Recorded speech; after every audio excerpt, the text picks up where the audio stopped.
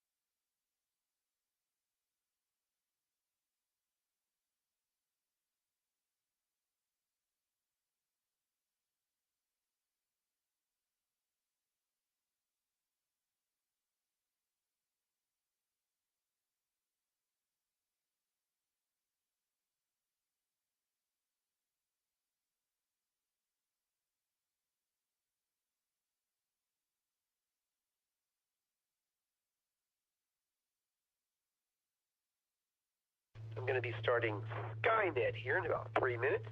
If you need to use the repeater, please go ahead quickly now. This is N5BB. This is the W5FC repeater, PL110.9.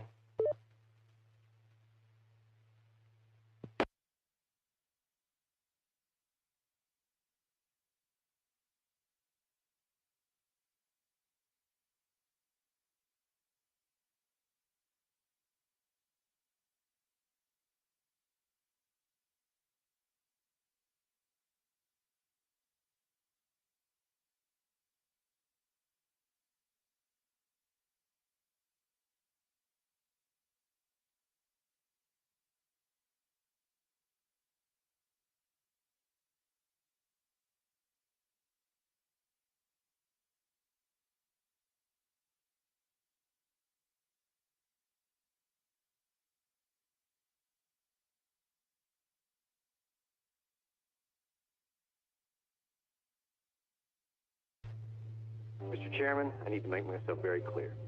If we uplink now, Skynet will be in control of your military. But you'll be in control of Skynet, right? That is correct, sir. Skynet.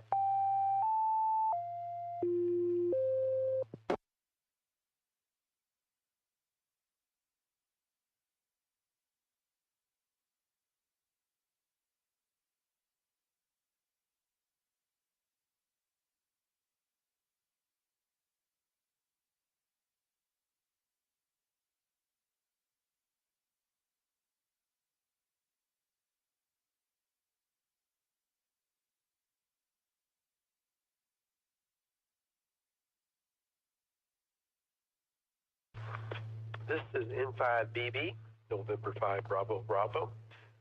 My name is Bill. I'll be your net control for this session of the Dallas Amateur Radio Club Skynet. Skynet is a weekly net called every Saturday night at 9 p.m. concerning subject of astronomy and space in general. Our purpose is to help amateurs become more familiar with the nighttime and daytime sky, astronomy, and space. The net is open to all amateurs interested in this topic. We encourage your participation, your comments, and your suggestions for this net.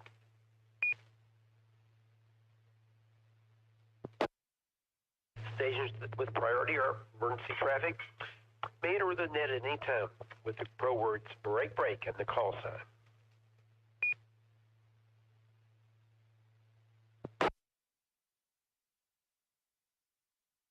This is a directed net. Please do not transmit without direction from your net control. That would be me. And stations are reminded to identify at the end of your transmissions. This weekly net operates on 146.88 megahertz with a PL tone of 110.9 hertz. Check-ins on Echolink are also possible using a W5FC-R station ID or Echolink node 37247.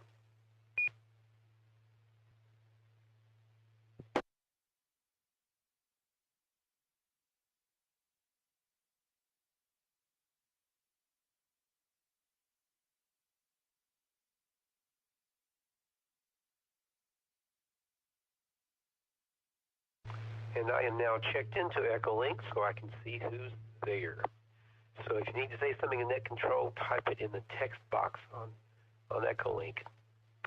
I'm sorry, I could get back to my text here. Tonight's topics: astronomy charts, pictures, and live audio and video links are available online. Go to www.w5fc.org for the complete list. Remember to tell others about this popular net. All amateur operators are welcome. You do not need to be a member of any amateur radio club to participate. The net is 90 minutes long and arranged in the following parts. Hang on while I get this a little larger. Okay. We have general announcements. We have Texas Astronomical Society of Dallas. We have the National Space Society events. Discussion topic of the evening by the Net Control was up. Space exploration and space history. Constellation of the week, space launches of the week, and recent astronomical discoveries. And if we have time, visible satellite passages over the next couple of days. We can also do astronomical questions and answers. All amateurs licensed to transmit on this frequency are invited to check in. So let's start with low power and short time check-ins. Short time check-ins. If you can't stay here very long, please come down with your call sign, your name, and your location. Short time check-ins. This is N5BB, Skynet. November 5, Whiskey Yankee, Joseph in East Dallas.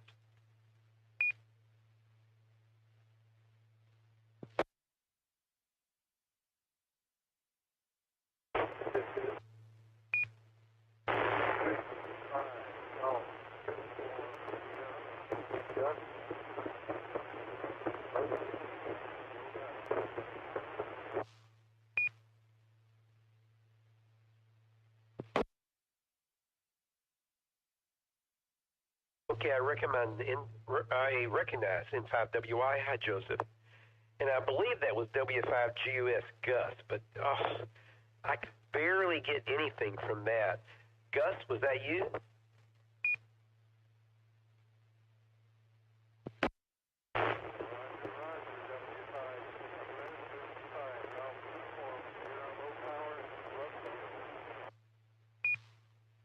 Okay, Gus, I know it's you, but man, you're 99% noise there. Okay, do we have any other short-time check-ins?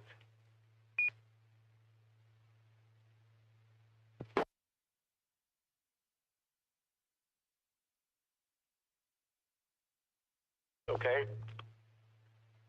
We will do Echolink check-ins later. Next, let's do RF check-ins. If you'd like to check in via RF, please come down with your call sign, your name, and your location. This is Skynet. Kilo Foxtrot 5, Juliet Hotel Alpha, Chaz, the Milky Way. That would be the galaxy, not the candy bar. Kilo, Golf 5, Uniform, Foxtrot, Romeo, Jacob, Dallas. Whiskey 5, Bacon, Lettuce, Tomato, W5, BLT, Bill, Garland.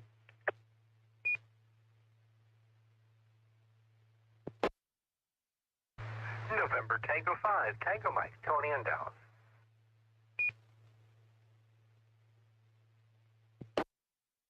K5 in the L, Price in Fort Worth. And 0MP Ed in Fort Worth.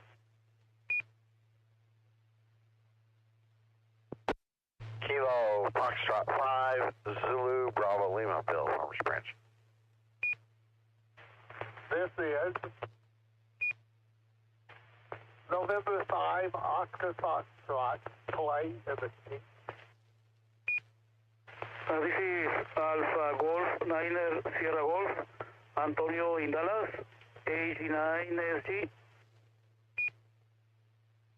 This is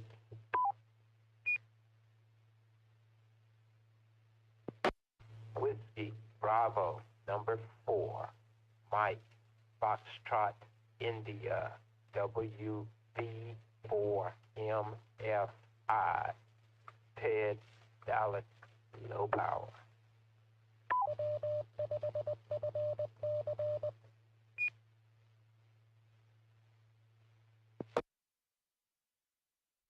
Okay, Echo 5, India, Charlie X-ray, Tom, Louisville.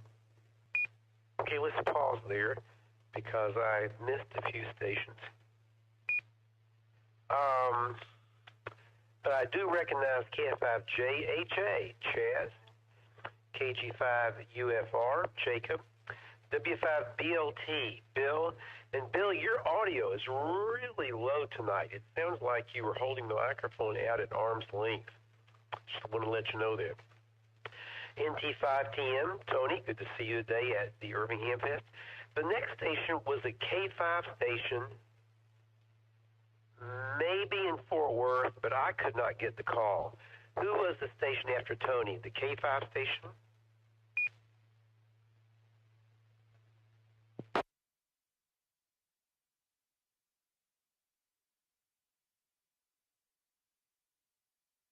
Well, if I don't recognize you, that was you. Next station was N0. Is it Foxtrot Echo Delta? Is that correct? Please confirm your call sign, name, and location.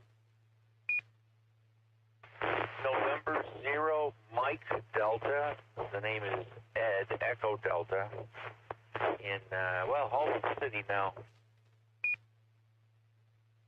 I'm sorry, Ed, I messed that up. N0MD, Ed.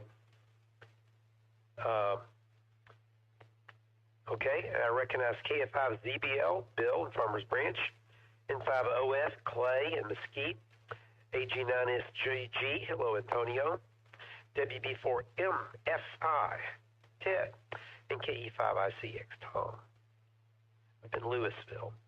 So I missed at least one station. So if you didn't hear your call sign, please come down, or any other stations that I could check in to Skynet. This is N5BB.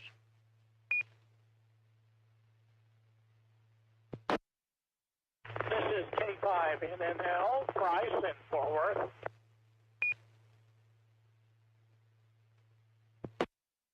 This is Kilo Golf 5, Whiskey Victor Lima, James and Carrollton.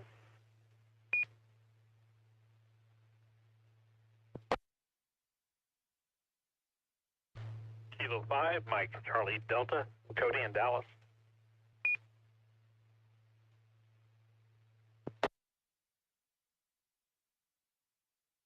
Whiskey Bravo 5, Oscar Zulu Lima, Brenda in Dallas.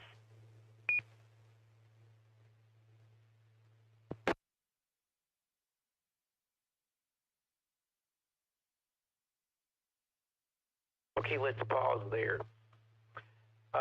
First, K5 Bryce in Fort Worth.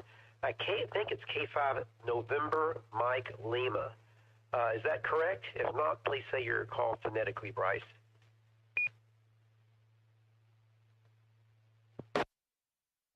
Yes, sir. Kilo 5, November Lima. Kilo 5, November Lima. Ah, I had it wrong. K5NNL. I got it this time, Bryce. Thank you. And I recognize KG5WVL, James. K5MCD, Cody. WB5OZL. Hello, Brenda. Good to see you today. Do we have any other check-ins to Skynet? This is N5BB, looking for RF check-ins.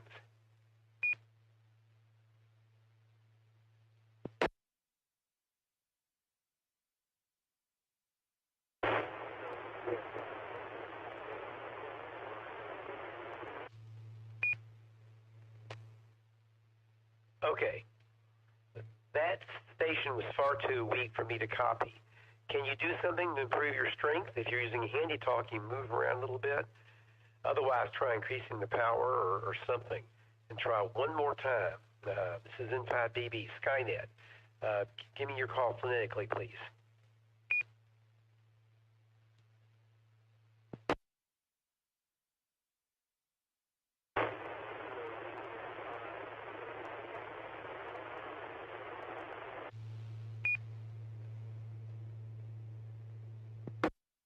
I got nothing from that. Did any other station understand any part of that call sign?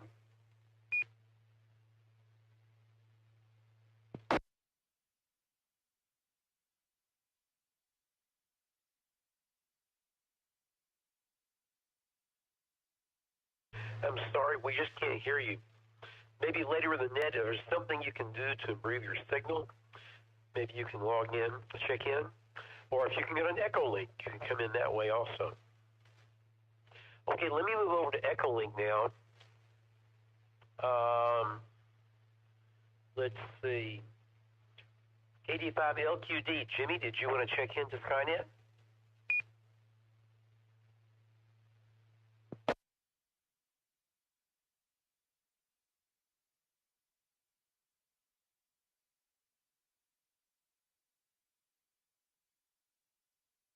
Nothing heard. Already had Tony and Tom and Chaz. Kelly, K5KTX, did you want to come in on voice, Kelly?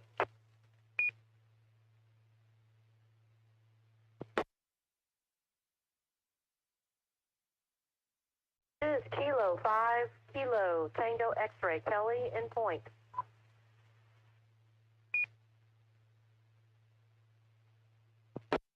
And I recognize Kelly, K5KTX in Point, Texas. Very good, Kelly. We already have Clay and me. I think I got everybody from Echolink. Does anybody need to check, would anybody like to check in to Skynet via any mode? If so, please come down with your call sign, your name and location. This is in 5B.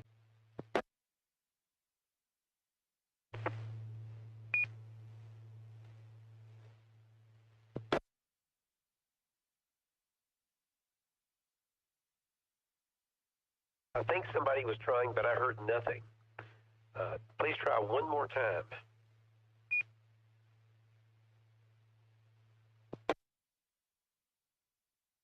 Mike Oscar, Larry Plano.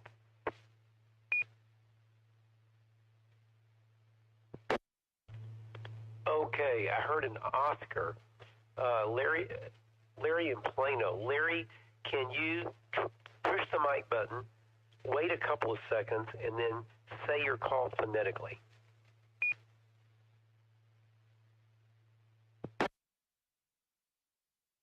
Mike Oscar.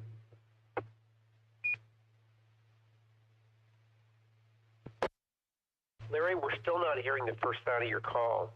Can you press the mic button, wait a couple of seconds, and then say your call phonetically, because we can't hear the first part of your call.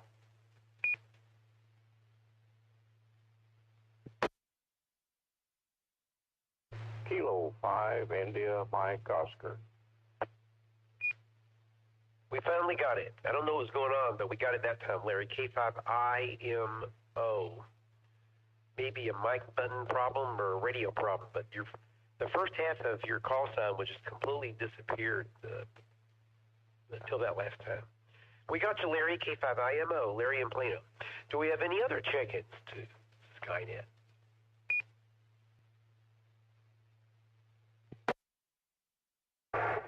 Kilo India 5 Lima. November Victor 5, Foxtrot, Virginia in Fort Worth. November 5, Tango Foxtrot Bravo.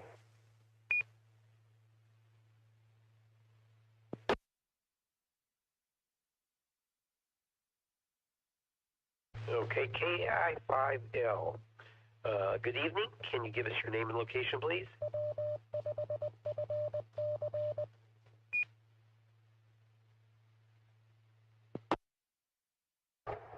Normally in Cason, Texas, but we're in Rockwall at this point in time. This is Wiz from Space Society, KI5L. Yes, sir, Wiz. I recognize you. Just everybody else needs to know who you were. Sounds like you're probably mobile. Good to hear you, Quiz. And we got Virginia in V5F, Fort Worth, N5TFB. Can you give us your name and location? This is Cindy, November 5, Tango Foxtrot Bravo, normally of Cason also, and as you heard, mobile. We got you, Cindy. Just want everybody else to hear the Wisnots. Okay, very good. Okay, do we have any other check-ins to Skynet? This is N5BB.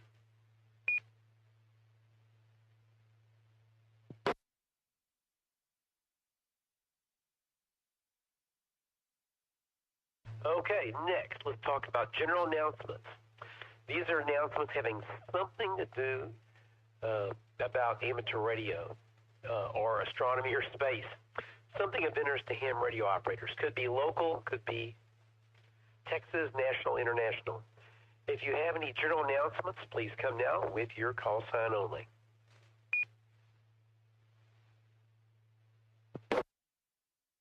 November Tango 5, Tango Mike.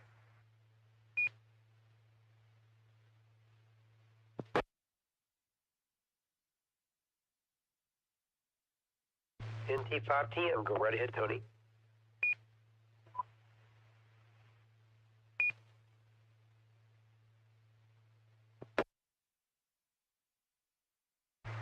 Thank you, Bill. You know, I think that I might be awake and alert mainly because I did not watch the Afterglow movie, but nevertheless, life goes on. The Afterglow movie net will meet tonight on this repeater at about 10:30, maybe up to 5 minutes late. Tonight's movie is Ascension from 2022. You have seen it and you can say something interesting about it. I'll be very glad to hear comments tonight at about 10:30 or so.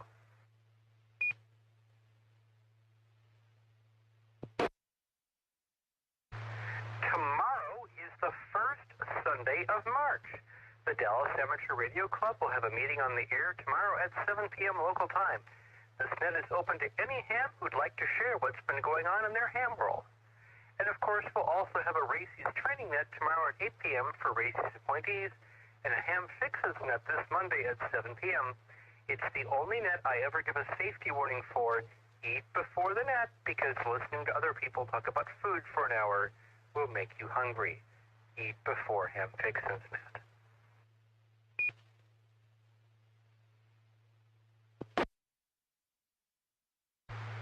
Please don't forget, the next Dallas Amateur Radio Club meeting is this coming Tuesday with a presentation on the famous Grid Tracker software. And there are more details about our meeting location and time at w5fc.org. And finally, the ARRL DX single sideband contest is going on right now. If you want to earn another ticket for our Dallas Amateur Radio Club members only event contest, it's basically our annual participation contest. Make at least one contact and then turn in your log. There are more details on how to participate in that event at w5fc.org.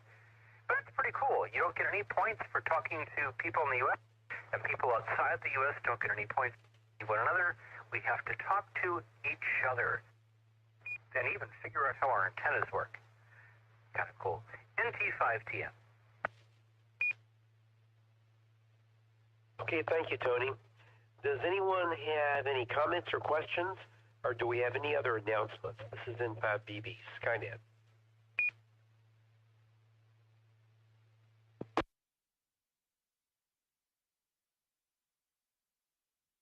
What's the Echo Link node, N2MP?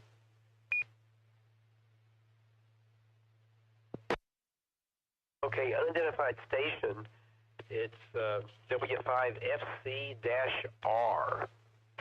W5FC-R is the Echolink node, and the number is 37247. 37247.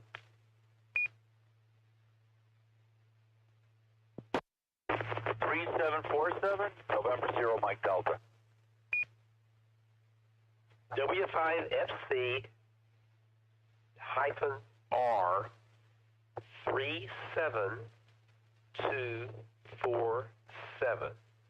I repeat, node 37247. Thank you, N0MP. Okay. I always just look for W5FC-R. Very good. Next. let's see. There's a lot of things going on this repeater, 7 p.m. On Tuesday nights, we have if we don't have a club meeting, we have an AMSAT net at 8 p.m. But we got a club meeting that's coming Tuesday, won't be on. On Wednesday, there's an AMSAT net at 9 p.m. on a Fort Worth repeater. The Arlington repeater, which is 147.14, PL 110.9, positive offset. So AMSAT net East normally on Tuesday night at 8 p.m., but not this Tuesday. But we will have an AMSAT net West. This is about satellite things in general, not just AMSAT. Every Wednesday at 9 p.m. on the Arlington 147.14 megahertz repeater. Next, Fridays, we have Cert City Simulation Net. Every night of the week at 6:30, there is a traffic net on this frequency, except on Tuesday, or a club meeting, when the traffic net usually is over on the 7.2 repeater in Irving.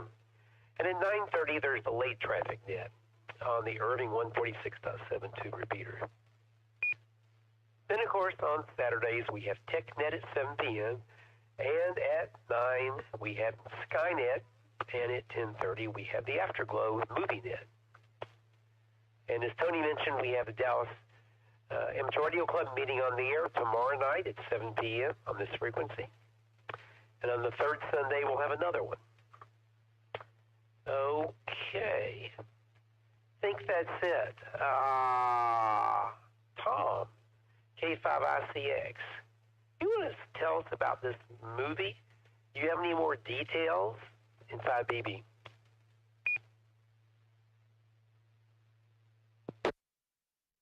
Yeah, thank you, Bill. I was going to do a funny, but the thing is that there was so little information on this movie that I did find out a couple of things. First off, here's a very brief description that came from the internet. One sentence is, the first section, the year is listed as 2022, but in actuality it was actually came out in 2000. The director actually posted it in 2022. I don't know if it took 22 years for it to actually show up someplace where you could see it, but that's the date. So it actually was filmed in 2000. At any rate, it is a specialist, very sensitive type, the largest movie from Saturn to investigate the mysterious disappearance of a noted scientist. So, I fell asleep. I had to watch it again, the final few minutes, and it was good. So, we'll be discussing it, and I'm sure we'll be with great vigor tonight, because it has a very bold, strange ending.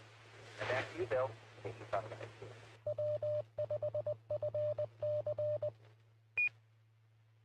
Well, thank you, Tom.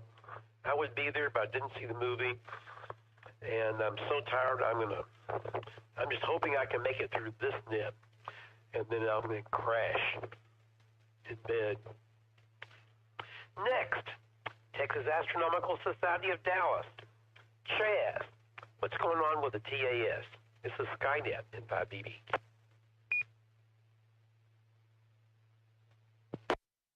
Thank you, Bill. We actually have an announcement by someone that's over on Echolink. Let me hand this off to Kelly, K5KTX, and why don't you make your announcement? Then I'll do the Texas Astronomical Society of Dallas.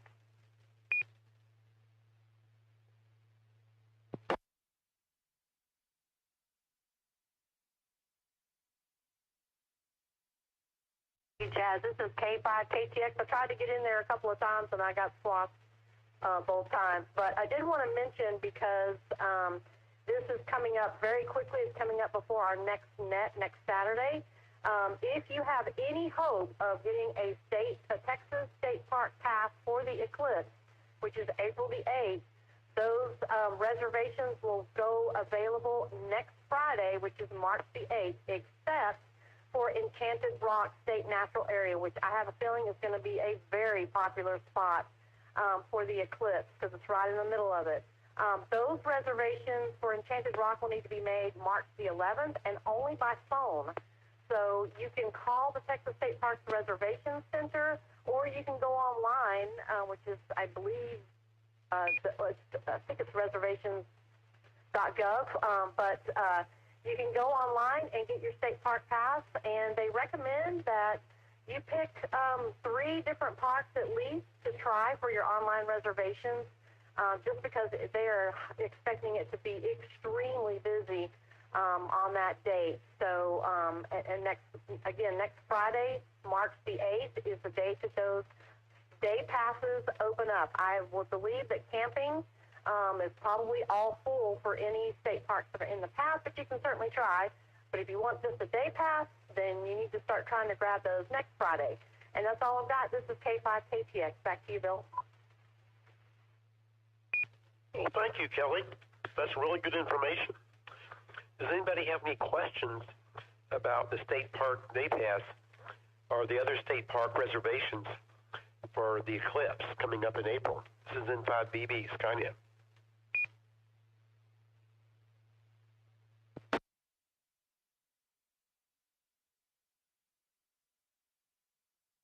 Really good information, Kelly. Thanks for jumping in. Okay, go ahead, Chaz, N5BB. Thank you, Bill. This is KF5JJ. The next Texas Astronomical Society of Dallas Club meeting will be held on Friday, March the 22nd. The meeting will be held at 7:30 p.m. in person at the University of Texas at Dallas and also held on Zoom. The featured speaker is going to be Gary Carter and other task members talking about telescopes and eyepieces. Now, Saturday night public observing stations continue. Skynet was picked to be on Saturday nights, so there's going to be an opportunity for live reports from the Texas Astronomical Society of Dallas public observing stations. Now, on the first Saturday of the month, that would be tonight, stargazing is held at Fairview. Gary Carter is actually a ham radio operator, and he's the one that hosts the stargazing at Fairview. So is there anyone at Fairview that would like to make a report if the session happened tonight? Come now with your call sign.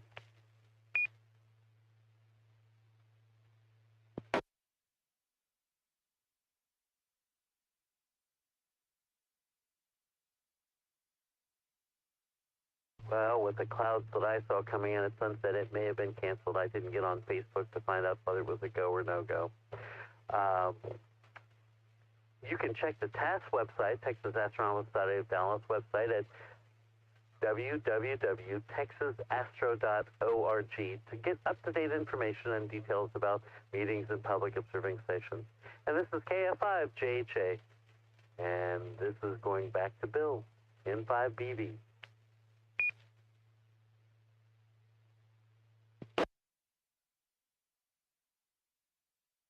Thank you, Chaz. Do we have any questions or comments? Or this is N5BB Skynet.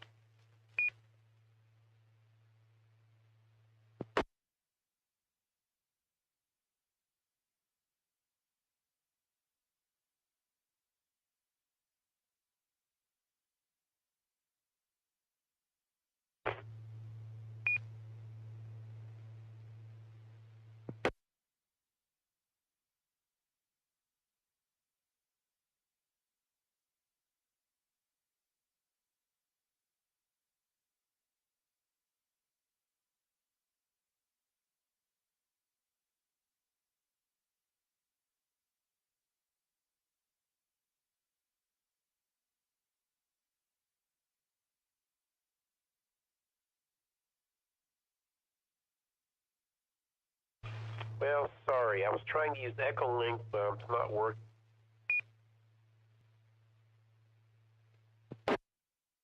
Maybe interfering with the Irving repeater. There's not much I can do about it. Sorry, guys. The National Space Society events and activities.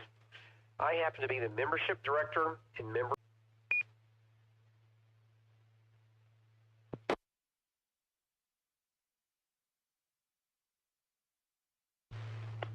The NSS North Texas chapter meets on the second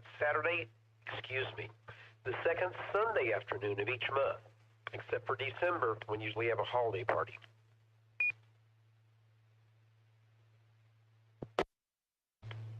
Our meeting location is Spring Creek Barbecue at the southwest corner of Highway 183 and Beltline Road in Irving. Our meeting starts at 3:30 p.m. Presentation starts at 4. This is a hybrid meeting with both WebEx virtual access and a meeting in person at a restaurant using a camera and a microphone. The March meeting will be on Sunday afternoon, March 10th, a week from tomorrow, starting at 3:30 p.m. at Spring Creek Barbecue in Irving. We don't yet have the meeting topic finalized.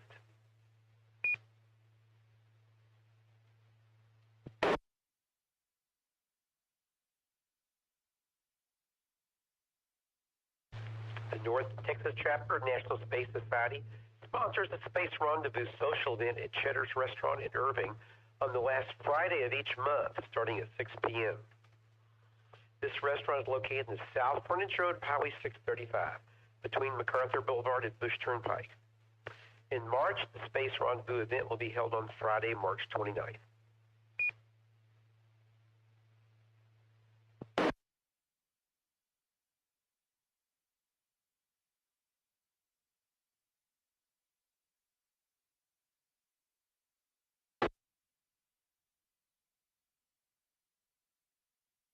The big event each year for the National Space Society is the International Space Development Forum, ISD,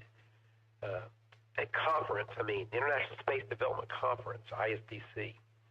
This year it'll be held in Los Angeles, California, May 23rd to 26th, 2024. See details at isdc.nss.org.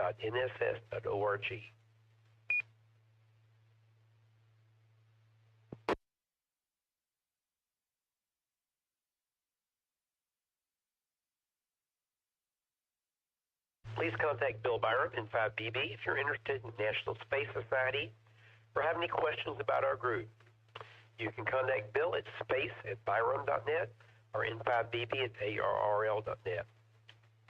National Space Society of North Texas website is ntx.nss.org. We've had some technical difficulties, and the information on the site might not have been updated recently. There's also an active Facebook page. Just search for National Space Society of North Texas. Does anybody have any comments, questions, or check-ins? This is N5BB, Skynet.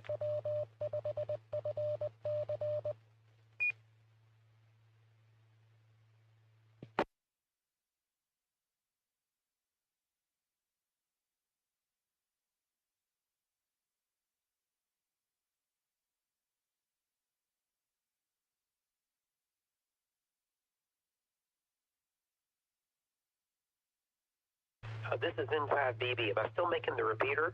Tom, key 5ICX, can you give me a signal report?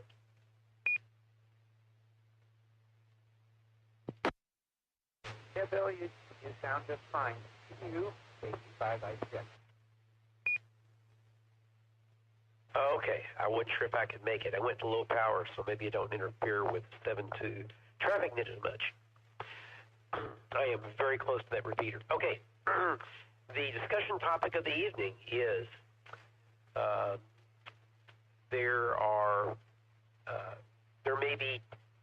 there's questions about whether the sun has a mini black hole wandering around inside of it.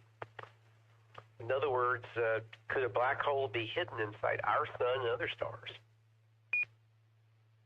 This is from Phil Plate's Bad Astronomy newsletter, February 27th. Issue 688. Could the sun have a black hole inside it? Your first thought is likely to be no, because what we think of as an astronomical black hole has a minimum mass of 3 times the sun's. We'd probably notice if the sun were 4 times more massive than it is now. Plus, the black hole would gobble everything down and shred the sun up pretty quick. But that's a stellar mass black hole, one created when a massive star explodes. There might be a smaller kind. They're theoretical, but it's posited that during the moments after the Big Bang, matter was so dense and pressure was so high that local fluctuations in density could compress a small amount of matter smaller than its event horizon. So it create a black hole directly, a mini black hole.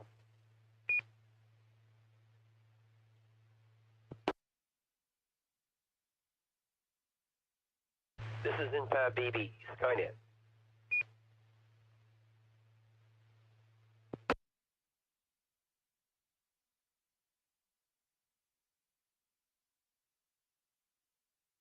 Stephen Hawking showed that it's likely that primordial black holes like these would actually emit radiation and explode or evaporate shortly after they formed, if they're small enough.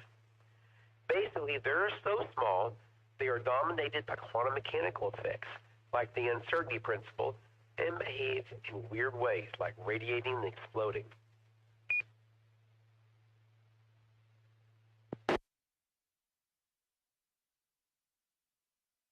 The larger they are, the slower they emit.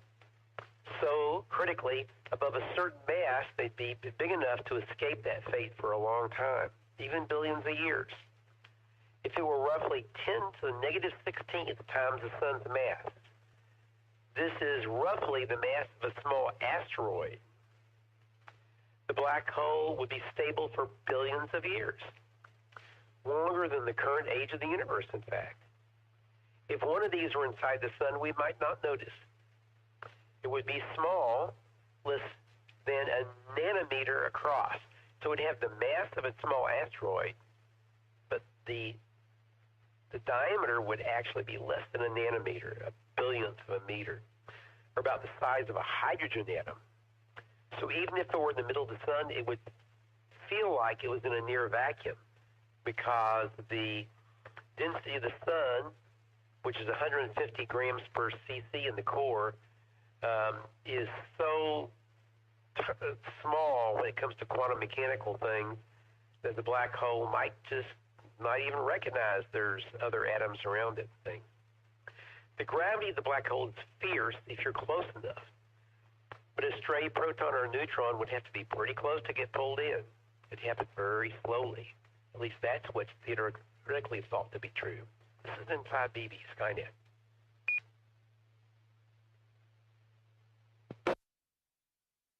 If the sun had one of these black holes, these tiny ones, in its belly, what would happen? That's the focus of some new research. I'll quickly describe in a moment. Some astronomers tried to figure out how this would affect the sun's, or really any star's behavior, and what we could observe. What they found is that stars like the sun, we wouldn't really see anything for most of the star's lifetime. The density in the core is too low for the black hole to make much of a difference. Instead of hydrogen in its core to fuse, the core will contract and become degenerate, a quantum mechanical state where the particles in it are incredibly dense. This is very similar to an ultra-dense white dwarf. And in fact, around the time this happens, the sun turns into a red giant, blows off its outer layers, and exposes its super-dense core to space, which is a white dwarf. That's a complicated process. And this is N5BB, Skynet. In that environment, the mini black hole suddenly finds itself surrounded by available food because it's so dense. It starts to draw that material in, but this stuff doesn't just fall straight in. Instead, it forms a flat disk called an accretion disk around it, kind of like a frisbee. And that can heat the matter up a bit, so much, in fact, it can rival the star's generation of energy via nuclear fusion. That, in fact, will indeed change how the star behaves. For example, the way the energy gets mixed inside the star changes. So, when it turns into a red giant, a black hole-powered star will be slightly cooler than a normal red giant. That's difficult to detect, but there have been some red giants that seem to appear to be cooler than expected, which is interesting. This is N5BB, Skynet. Also, stars vibrate like bells due to all the motions of the gas inside them. The surface ripples, which in turn causes both the star's light emitted to flicker very slightly, and it creates very small shifts in the frequency of the emitted light due to Doppler shifts. These can be detected. There's a whole field called astroseismology that investigates this, and it's become a vital part of other endeavors like looking for exoplanets and determining the ages of stars. The vibrations in the surfaces of black hole giant stars are different than regular red giants, so it's something to look for. This is N5BB Skynet. What a bunch of theater. There's another intriguing possibility, too. Under some circumstances, a star with a wee black hole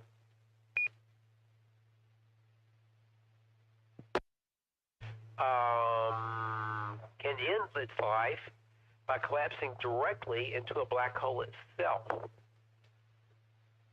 So the star might just collapse right into that black hole that's inside of it. What makes this so relevant is that it would create a black hole with a mass less than the known 3 solar mass lower limit, which is interesting. It'd be smaller than one of these other small black holes.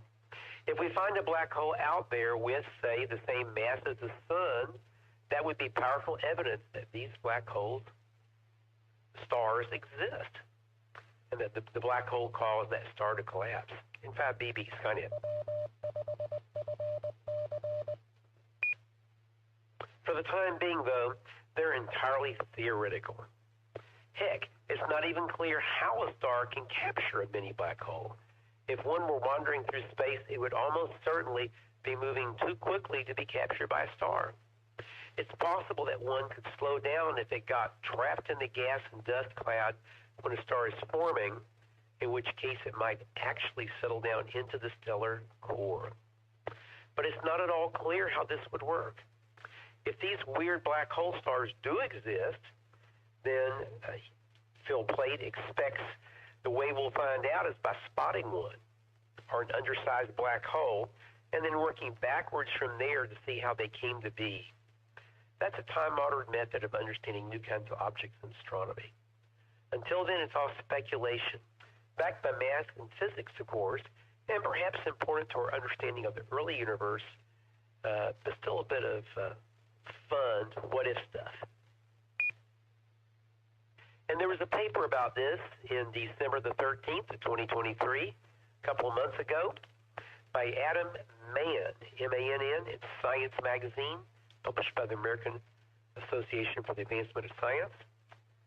And the title of it was, Are Tiny Black Holes Hiding Within Giant Stars?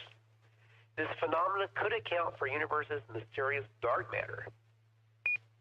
What bunch of Now, I'm not going to go through all this, but there's a new study by different people about some of these details about the vibrations of the stars and other things.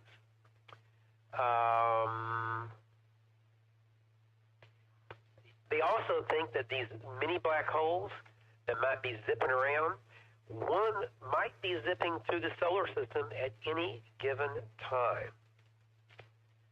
So they might be around, but they're very, very small. Okay, that's all I've got. This is N5BB Skynet. Do we have any additional check-ins?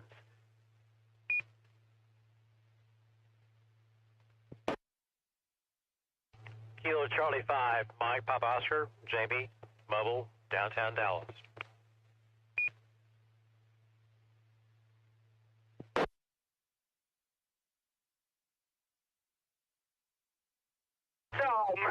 KC5 MTO, we got you, Jamie.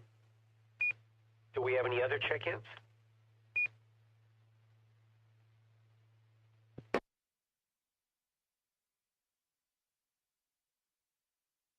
Next, it's time for What's Up. Hey, Chaz, go at it. KF5GHA, this is N5BB. This is Skynet.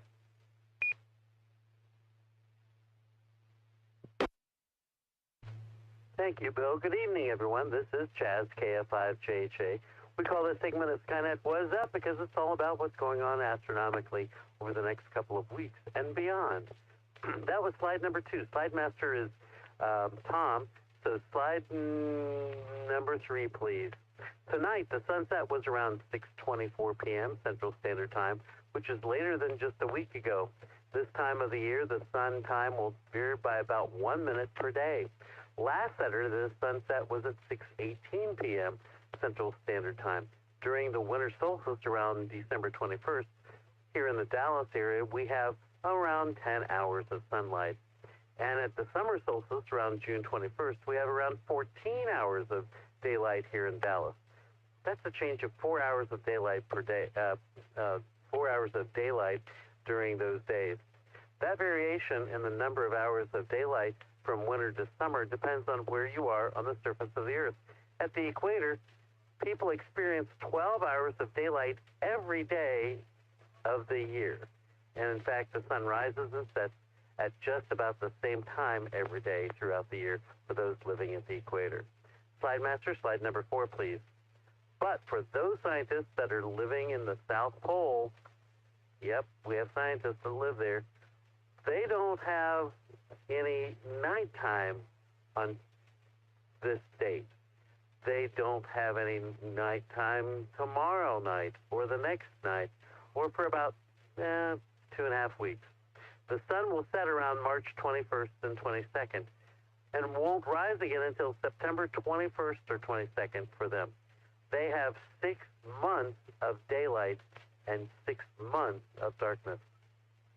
They only have 1 day during the entire year. Interesting bit of information. Slide master, slide number 5, please.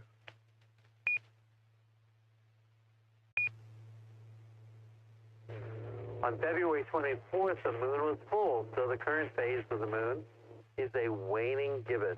On March 3rd, the moon will be at its third quarter. Isn't that funny? March 3rd, the moon's going to be a third quarter phase. On March the 10th, the moon is at its perigee, which is the point in the moon's orbit that is closest to the Earth at a distance of 356,895 kilometers. Also on March the 10th, the moon is at its new phase. One more thing, daylight saving time begins on March the 10th. I'll tell a little bit more about that in a few minutes. On March the 23rd, the moon is at apogee, which is the point in the moon's orbit that is furthest from the Earth at a distance of 406,294 kilometers.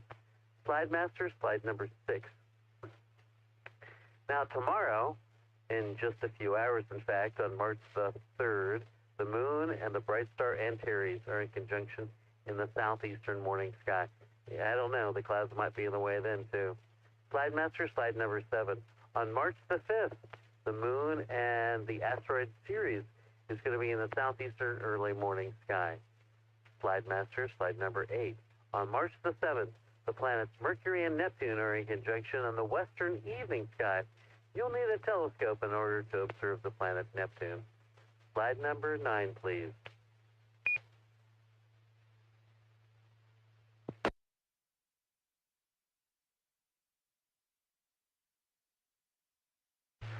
On March the 8th, the moon and the planets Venus and Mars are in conjunction in the early morning east-southeastern sky. In fact, they make sort of like a right triangle. It's kind of interesting to see that. I'm going to be hoping that it's clear that morning. Okay, slide master, slide number 10. Early Sunday morning on March the 10th at 2 a.m., we turn our clocks forward by 1 hour to 3 a.m., so it's the beginning of daylight saving time. There has been some tries in both the Texas legislature and the U.S. legislature to either keep it at standard time all the time or daylight time all year long, but so far no action has happened. We'll return to standard time on November the 3rd, 2024. Slide master, slide number 11. On March the 10th, in the western evening sky, the moon and Mercury will be in conjunction. Slide master, slide number 12. On March the 13th, in the western evening sky, the moon and Jupiter will be in conjunction. Jupiter is that bright thing in the western sky right now. Well, if you can see it through the clouds. Slide master, slide number 13. On March the 14th, in the western evening sky, the moon will be in conjunction with the Pleiades star cluster. It's also known as M45. It's a beautiful sight. Hopefully somebody can get some pictures of that. Slide master, slide number 14. On March the 16th, the moon is in conjunction with the minor planet Juno in the southwestern evening sky. And the next slide, slide number 15, please.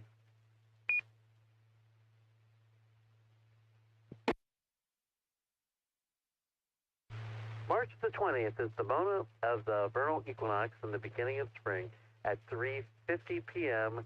Central Daylight Time for the Northern Hemisphere. On this day, we have 12 hours of daylight and 12 hours of darkness, and the sun rises directly east and sets directly west everywhere on the Earth. Yeah, the 12 hours of darkness and 12 hours of daylight, true for everywhere on the Earth, too. Isn't that interesting? Slide master, slide number 16. On March the 24th, 25th, there's going to be a penumbral eclipse of the moon. The Earth's shadow has two parts, a darker part called the umbra and a lighter part called the penumbra. Around 96% of the moon will go into the penumbra during this eclipse, and the moon's brightness will only be dimmed slightly. The eclipse begins at 11:53 p.m. Central Daylight Time. That would be on March the 24th. At 2:14 a.m. on March 25th will be the eclipse maximum, again with 96% of the moon inside the penumbra. One side of the moon might look a little bit darker, but it's not going to be a big change. And at 4:32 a.m. Central Daylight Time, that's on March the 25th, the eclipse will end when the moon completely leaves the penumbra. Slide master, slide number 17, please.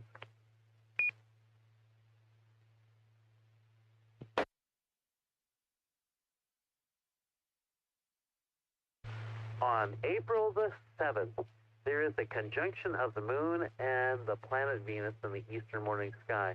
And there is an occultation of Venus by the moon during the daytime on April the 7th. An occultation occurs when the moon moves in between the planet Venus and the Earth, which blocks Venus from our view. You may be able to observe this event with just your two eyes, but binoculars would be helpful. Be careful not to look at the sun with binoculars during the daytime or anytime. The disappearance of Venus occurs at 11:17 and 34 seconds a.m. Central Daylight Time, and the reappearance happens at 11:45 and 39 seconds a.m. Central Daylight Time. These predictions are for Brookhaven campus of Dallas College. Times will vary throughout the Metroplex. Now, I've got a picture, if you're watching the video version on YouTube, the picture of Venus next to the moon was taken just during the daylight time, just before the daylight occultation was happening on December the 7th, 2015. So I've seen that occultation of Venus by the moon during the daytime, and it's a spectacular thing to see. Okay, slide master, slide number 18, please.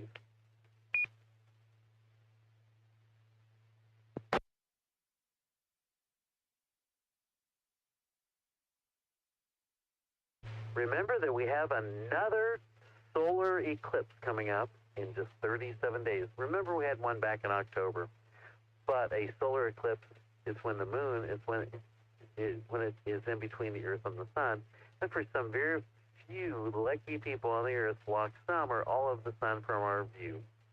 Slide master, slide number 19.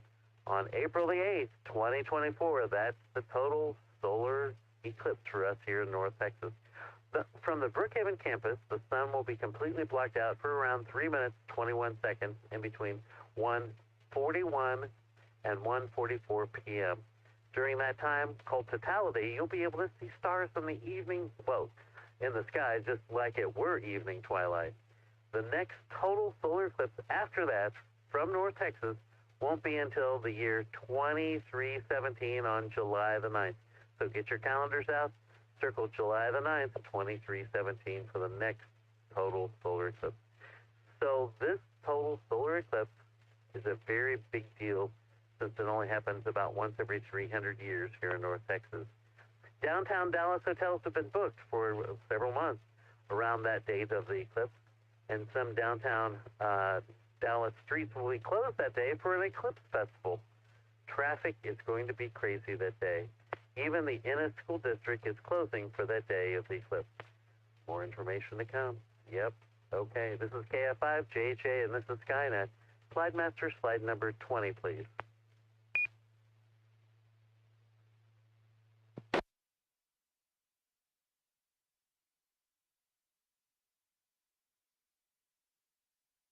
Now, do any of you out there in Radio Land have any questions or need a fill on any of the information? Or maybe you just have a general astronomy question. Come now with your call sign if you have a question or need a fill.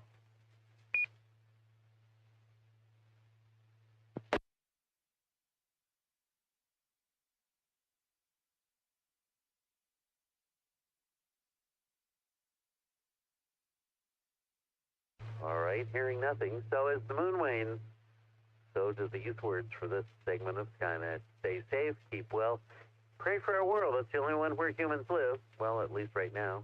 And until next time, actually, I'll be doing another segment on Skynet in a few minutes. Keep looking up so you know what's up. And this is KF5JHA, back to our net control. N5BB, it's all yours. Thank you very much, Chaz. Do we have any additional check-ins, comments, or questions? This is N5BB, Skynet.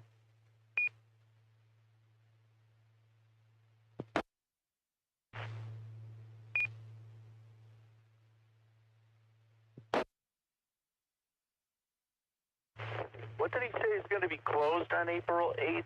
Interlandi.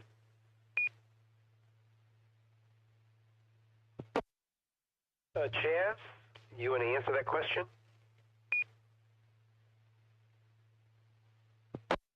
Absolutely. Actually, the Ennis School District is going to be closed that day. The center line of the eclipse goes right through Ennis, and right now, all their hotels are booked.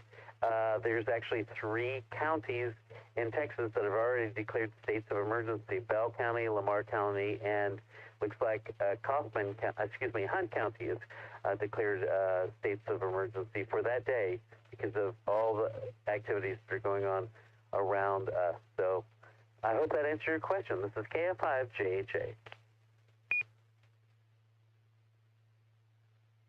Thank you, and so on. Okay. Comment is that some friends of mine, which include a ham, were thinking about coming here from Tennessee for the eclipse. My friend actually has a PhD in astronomy. And I warned them, because I had done a search around, that all the hotels in the city of Dallas and to the east side of the city of Dallas had been booked for weeks for that day and around the eclipse day. And you have to go over that weren't completely booked this far in advance. So, yep, it's a big deal, the eclipse. Okay, any other comments, questions, or check-ins before we continue with the net? This is N5BB. This is Skynet.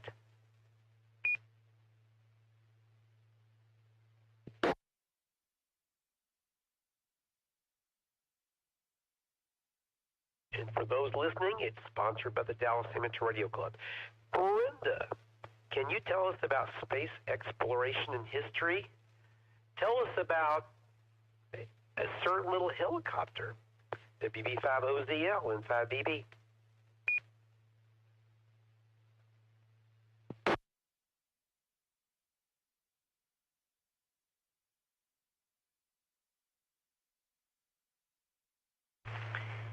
Thank you, Bill. This is WB50ZL. Name is Brenda. And let me find my place here. I'm sorry, I lost my place. Stand by.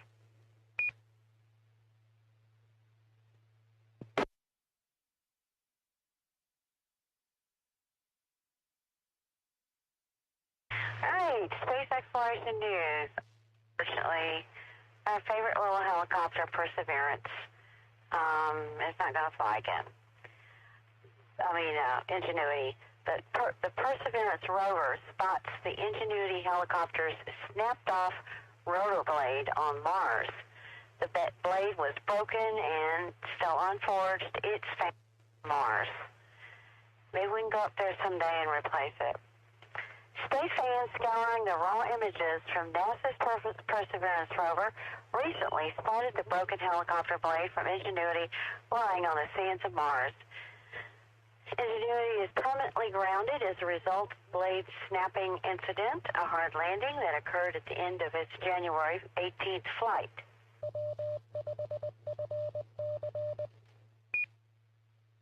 Nestled in the vibrant red Martian sand, a lonely blade from NASA's Ingenuity helicopter lies about 15 meters from the aircraft's final resting place. The nonprofit Planetary Society wrote Tuesday, February 27th, on X, formerly Twitter. Next, astronomers accidentally find a galaxy that hasn't birthed any stars. Astronomers may have found a dark primordial galaxy, an enormous undisturbed mass of cold hydrogen gas that has yet to form any stars sitting in the modern-day universe. The first sign of something unusual was a discrepancy between observations made by the Green Bank Telescope, GBT, and the Nankai Radio Telescope in France as part of a coordinated survey of faint galaxies. Though they were supposed to be looking at the same patch of sky, the 100-meter-wide GBT was seeing something the Nankai Radio Telescope wasn't. Upon looking a little bit closer at it and spending far too much time, we discovered we actually mistyped the coordinates of the GBT catalog, O'Neill said in a January 8th press conference at the winter meeting of the American Astronomical Society in New Orleans. The GBT's radio observations indicated there was a small galaxy-sized cloud of gas a couple billion suns worth, rotating at about the same speed as the Milky Way. But surveys in visible light showed nothing. We went back and said, all right, what did we detect, said O'Neill. And what we actually found was there was nothing there. So that means we might have here, is the discovery of a primordial galaxy, a galaxy of gas that is too split out for its gravity to pull stars together. The galaxy, dubbed J0613+52 and located roughly 270 million light years away. It's also isolated from any other galaxies that might disturb it or trigger it to clump up and form beginning stars. Birthdays. It's kind of a sparse week. We only have 4. Susan Helms, February 26, 1958. Flew on STS 54, 64, 78, 101, and Expedition 2, STS 102/STS 105. Jack Luzma, February 29, 1936, Skylab 3 and STS 3. Michael Lampton, March 1st, 1941, STS 9 and 45. Deke Slayton, March 1st, 1924, Apollo-Soyuz Test Project. History. February 29th, 1959, launch of Discoverer 1. 65 years ago, Discoverer 1 became the first satellite in a polar north-south orbit. According to NASA, the Discoverer program was managed by the Advanced Research Projects Agency of the Department of Defense and the U.S. Air Force.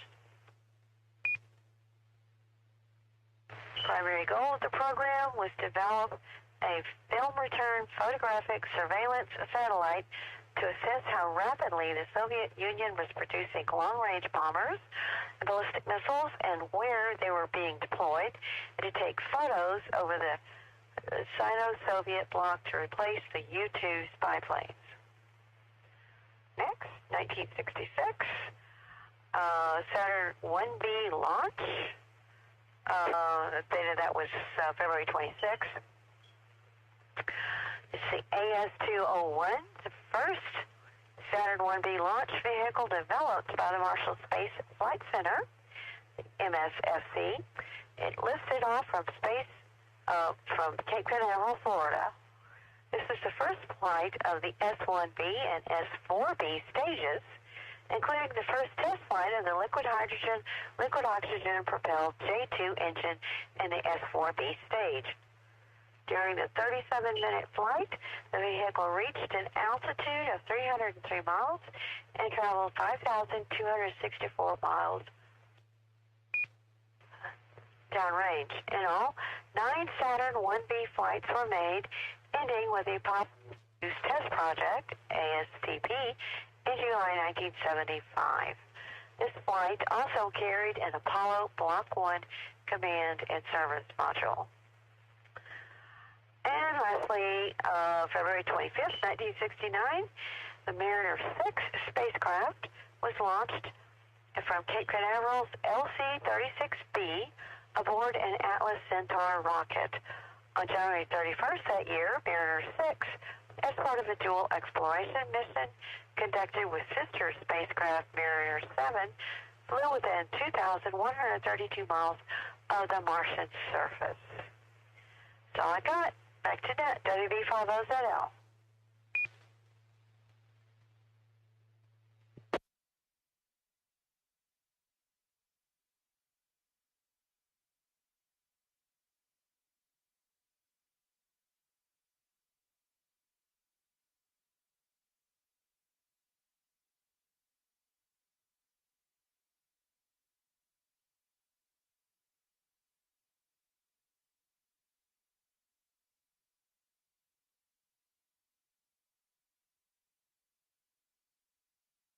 This is N5BB, Skynet.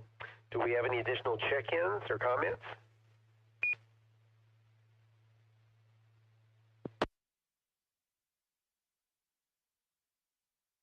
Next, it's time for Miss Carolyn's Constellation of the Week. Chaz, go ahead. KF5JHA, N5BB.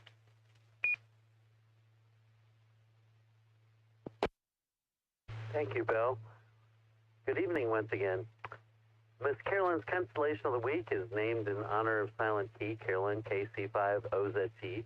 Carolyn contributed to Skynet each week, almost from its beginning in 2012 until May of 2019, with a detailed look at one particular constellation each week. Since there are about 52 easily visible constellations seen over North Texas throughout the year out of the 88 total number of constellations, so Miss Carolyn covered the entire sky seen over North Texas in a year. And in her honor, we've continued that tradition of a constellation per week and named this segment after her. Miss Carolyn's Constellation of the Week this week is Gemini, the twins. It's almost a twofer, isn't it? Now, quoting from the TASS, Texas Astronomical Society of Dallas newsletters called The Spectrum, Gemini is Latin for twins. Two stars, Castor and Pollux, are the brightest stars in the constellation and are named after the twin brothers who were prominent in Greek and Roman mythology. Pollux was immortal and Castor was mortal. Upon Castor's death, Pollux asked Zeus to let them share his immortality with his brothers so they could stay together. As such, they are together forever in the skies at night. Slide Master, slide number 23. What I consider one of the most important things about Skynet, the jokes of the week.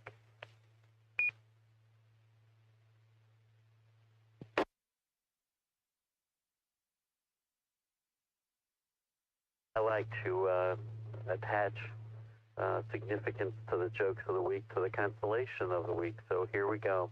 What did the drummer call his twin daughters? And a 1 and a 2. Come on, that was funny. I failed my calculus exam because I was seated in between two identical twins. It was very difficult to differentiate between the two of them. Differentiate, well, you know, that's a math thing. Billy, our net controller, sometimes would laugh at that one, I'm sure. My twin brother prefers to take the stairs, but I like the elevator. I guess we were raised differently. Did you hear about the twin boys born in Mexico? When you've seen Juan, you've seen Jamal. you call a pair of identical twin cats? Well, of course, they're called duplicates. Now, during the Texas Astronomical Society of Dallas Club meetings, people boo and hiss at my jokes. So I'm sure you're doing the same thing out there. So here's the final joke of this series. A friend just told me that my daughter and my wife look like twins. I said, well, they were separated at birth. I'm actually not married, but that's okay. It's a joke. Slide Masters, slide number 24.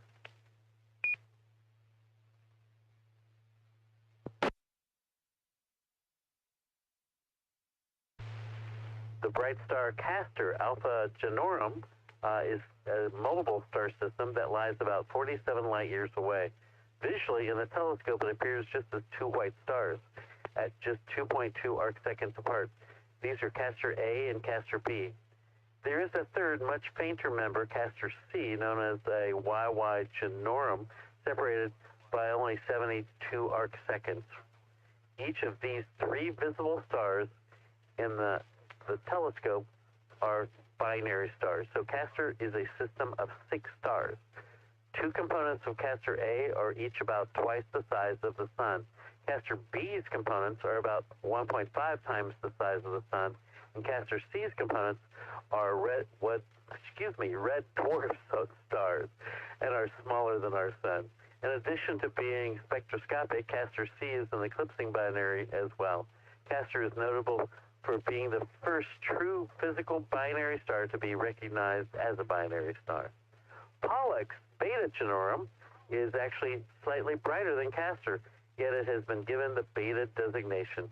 Vernon's Celestial Handbook notes that some theorize that one of the 2 bright stars in Gemini may have changed its brightness in the last few centuries.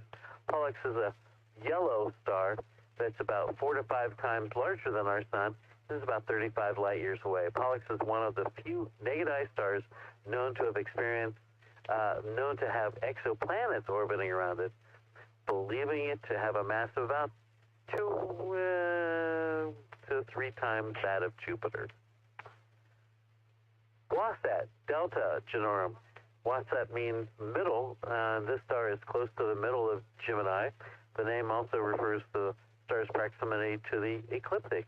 This double star is easy to split than Castor, and the 2 stars separated by 6.8 arc seconds compared to Castor's only 2.2.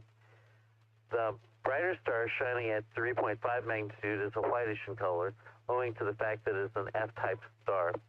The dimmer companion shines at 8.2 magnitude and is a K-type star, which is a yellow-orange star. Interestingly, it appears to have a purplish tinge, said Dave Hutchinson. You really don't have any purple stars, but okay. Historical note, the late Clyde Tombaugh discovered Pluto's only 1/2 degree from Delta Genorum on February 1930. Interesting fact. And this is KF5JHA, and this is Skynet. Slide Master, slide number 25. The next object is M35. It's Messier object number 35 on his list. It's the only M object in Gemini. M35 is an open cluster, and it's bright enough to be detected by the naked eye from dark sky sites. Lower powers are best to observe it because it covers about 1/2 degree in the sky. An 8 to 6 inch telescope or larger is needed to appreciate this fully, but it can be enjoyed with smaller optics and even binoculars. When observing M35, note the number of stars in the cluster of different colors. Many have been noted to look at streaming and curving lines of stars in M35. This effect is caused by a number of observers to compare M35 to a bursting of a skyrocket. In his Deep Sky Wonders column, the late Walter Scott Houston wrote that M35 was his favorite open cluster. And if you are on the video version of this, you can see a lot of blue stars, but you also see some red stars in that star cluster. Slide Master, slide number 26, please.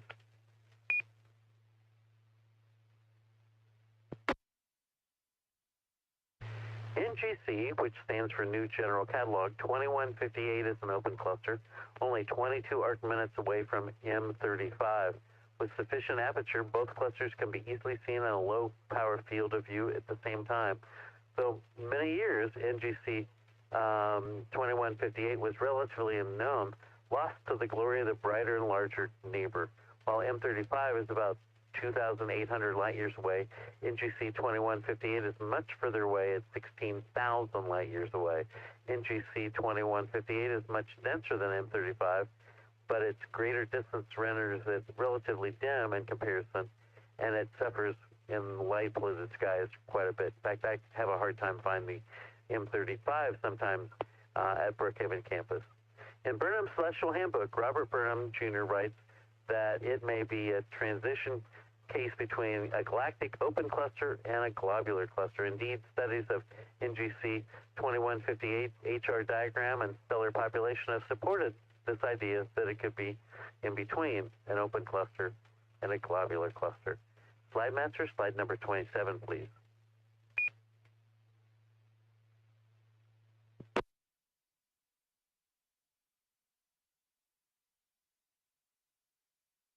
And another object we're going to look at, this is the last one in our list, NGC 2392, the Eskimo Nebula. It's a planetary nebula. It's visually challenging to find. In his book, The Caldwell Object, Stephen James O'Meara writes that the Eskimo Nebula appears to be nearly stellar at low power and appearance, but it would not be difficult to sweep past it while looking for it, this diffuse object, which adds to the challenge of finding this object. However, even though it's a small NGC 2392 is bright enough of magnitude 9.2 that many observers note that it is easily seen or it appears bright, which may be why it's included in the Astronomical League Urban Club list. Dave Hutchinson writes, recommends that an 8-inch telescope or larger, and it makes a marvelous object to view with a 16-inch stop using high magnification and an O3 filter. With equipment like that, you are able to make out some structure that is noted in the photographs. You can see the photograph. And the shape and the structure of NGC 2392 suggests that many human faces surround by a fur-lined parka, giving it the popular name of the Eskimo Nebula. With the bright central star highlighted the nose of the face. Some have seen the face of a clown instead, while others have seen the face of a lion and a furry mane. Inexplicably, Robert Burnham Jr. wrote that to him, the whole nebula irresistibly suggested to him the classic and unforgettable features of the late comedian W.C. Fields. And this is KF5JHA, and this is Skynet. Slide Masters, slide number 28, please. There are a few more Astronomical League observing program objects in the constellation of Gemini the Twins.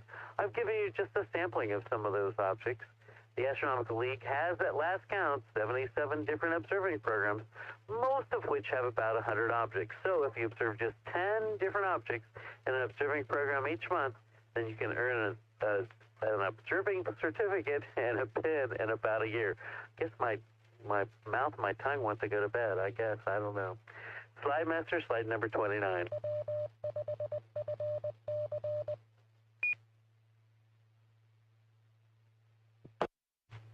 And that is Ms. Carolyn's Constellation of the Week, Gemini the Twins. I want to thank my friends Dave Hutchinson and Dennis Harwell for the research and words that on deep sky objects that I use, borrow, and steal for every Skynet. I also at times use the website constellation-guide.com for information. Now, next time we'll take a look at Poopus, the poop deck. Yeah, we'll talk about that more later on. And this is KF5JHA, bringing it back to our net control N5BB. It's all yours, Bill. 73, everyone. Yes, sir, Chaz. Thank you very much. Do we have any questions, comments, or check-ins? This is Skynet N5BB net control.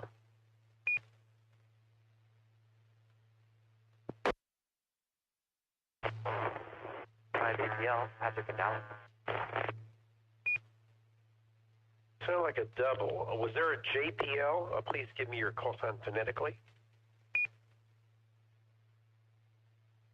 Yeah, hi. Patrick in Dallas.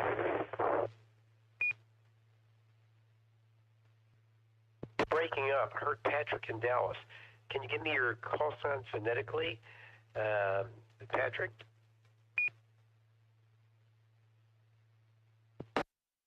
Yeah, it's Kilo Golf 5 Alpha Papa Lima, Patrick in Dallas. Oh, I got it that time. I know, Patrick. I recognize you now. Go ahead with your comment or question or whatever you had. Hi, Bill. Sorry, no, I was just checking in. No comment or question. Okay, I thought it was a JPL. That's what was confusing me. We got you, Patrick. Okay, very good. Do we have any other check-ins, comments, or questions? This is N5BB Skynet, sponsored by the Dallas Amateur Radio Club.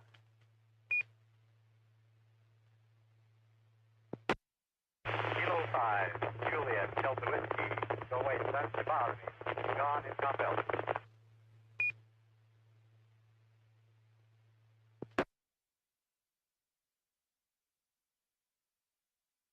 Hi, John, K5JDW, N5BB. We can hear you, although you're a bit noisy.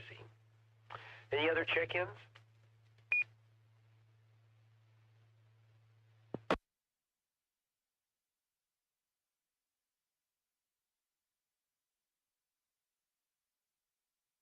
Okay, next. We have space launches for the week, but I think we're going to skip that and go to Brenda. Brenda, you got some recent astronomical discoveries for us? WB50ZL, N5BB.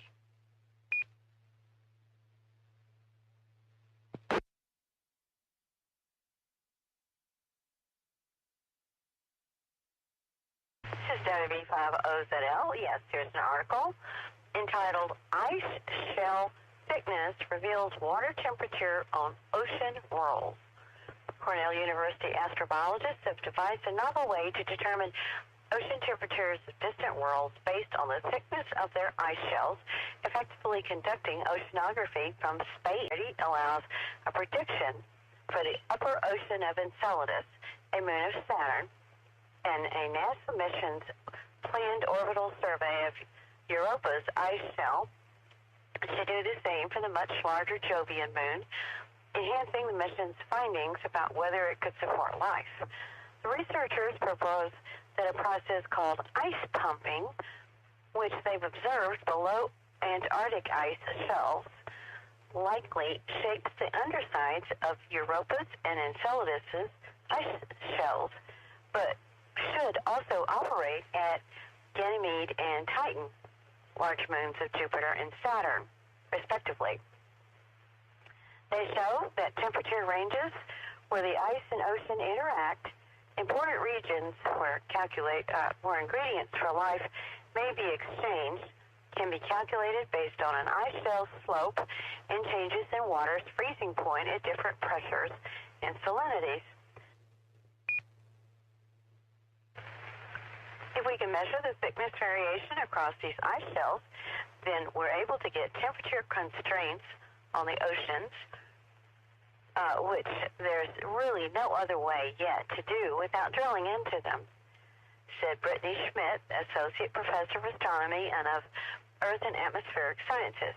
This gives us another tool for trying to figure out how these oceans work. And the big question is, are things living there, or could they?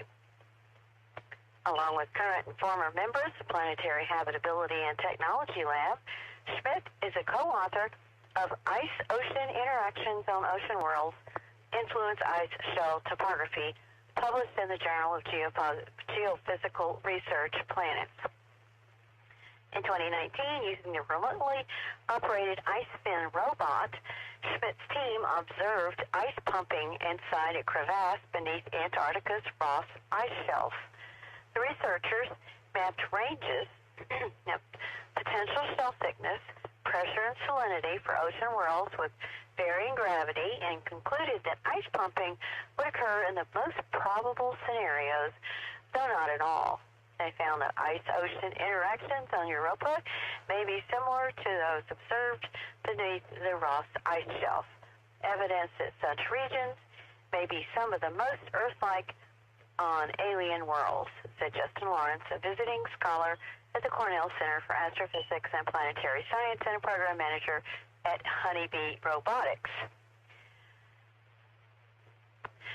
NASA's Cassini probe generated data sufficient to predict a temperature range for Enceladus' ocean based on the slope of its ice shell from poles to equator, minus 1.095 degrees to minus 1.272 degrees Celsius. Knowing temperatures informs understanding of how heat flows through oceans and how they circulate, affecting habitability. The researchers expect ice pumping to be weak at Enceladus, a small moon with the width of Arizona, with dramatic topography, while at larger Europa, nearly the size of Earth's moon, they predict it acts quickly to smooth and flatten the ice shell's base. Schmidt said the work demonstrates how research investigating climate change on Earth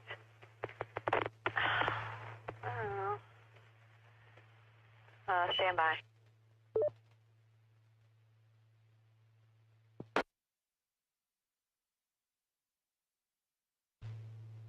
I'm completely operational and all my circuits are functioning perfectly. Afterglow Movie Net.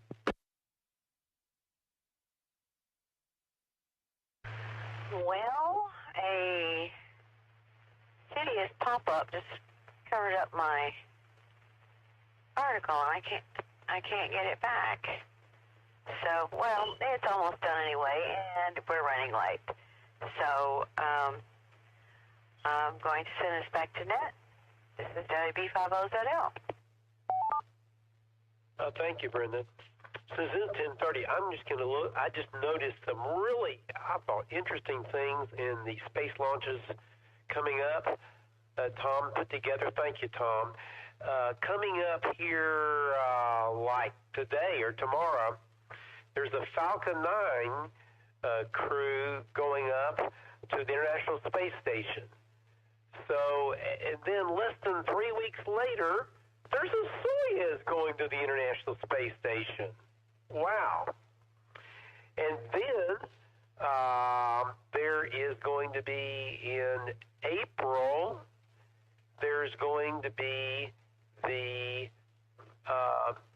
United Launch Alliance Atlas V, that old rocket, going up launching the Boeing CST-100 Starliner on its first mission with astronauts to the International Space Station. I tell you, International Space Station is really, really busy. Tom, do you have any comments before we close this net about why are so many things going to the ISS suddenly? N5BB.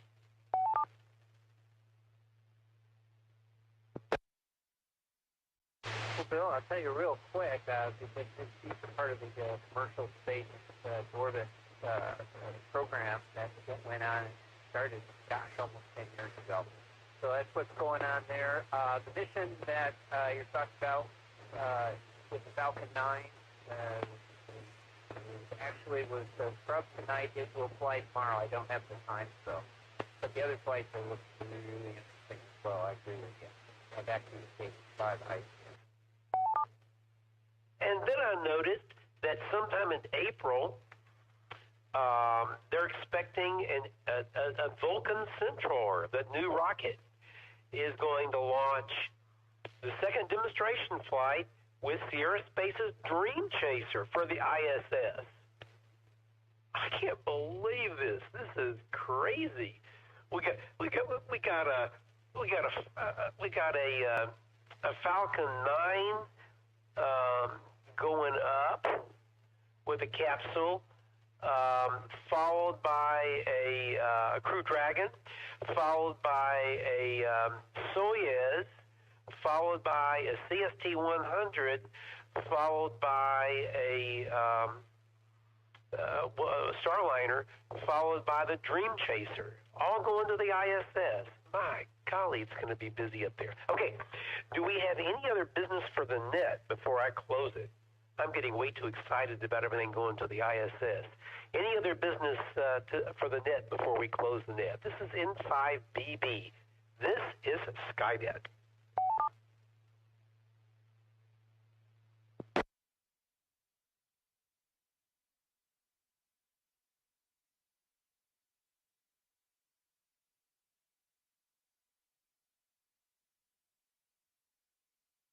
Very good. Tonight we had 25 amateur radio operators participating on the air.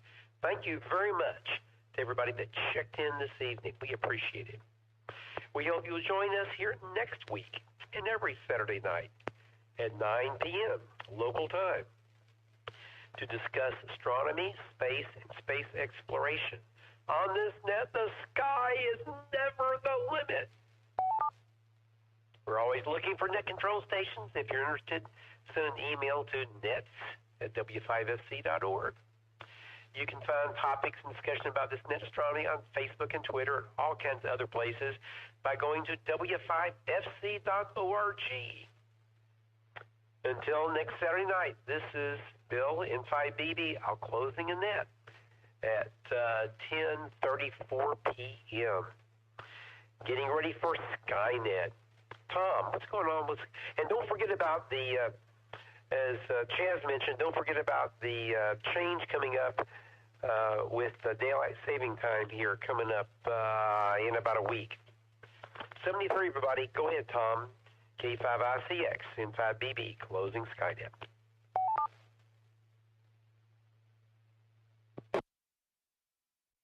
Thanks, Bill, and thanks for doing the next control duties this evening. Just go to bed now. Secure your station and find your pillow. Yeah, we'll be back in about 5 minutes. I did find a description for tonight's movie, so that will help. If you've not seen it, you can still participate. So come on by in about 5 minutes, and we'll be discussing the movie called Ascension, which actually came out in 2000, even though it's got a release date of 2022. So back in 5, K5ICX.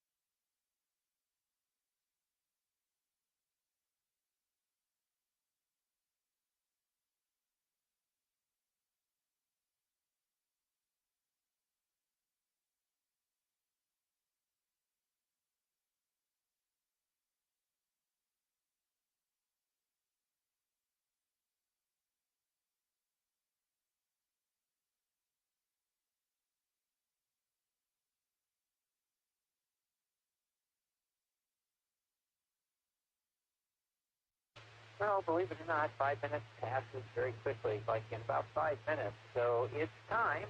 It's time for the Afterglow movie now. Is it a dreamboat or is it a dud? Only you can make a determination tonight, because this one probably fits somewhere in between, although your opinion may vary. So, tonight's movie is called Ascension. It's a low-budget indie film that was actually filmed in 2000 and supposedly released in 2001. However, I found it on YouTube and with a date of 2022.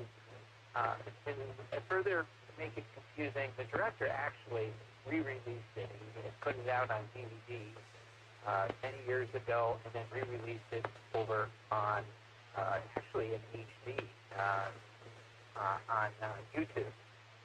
This is an early, one of the early indie films of that, and the only one that he did, but he filmed it in 35 millimeters, so it is a very clear copy, which is rather nice.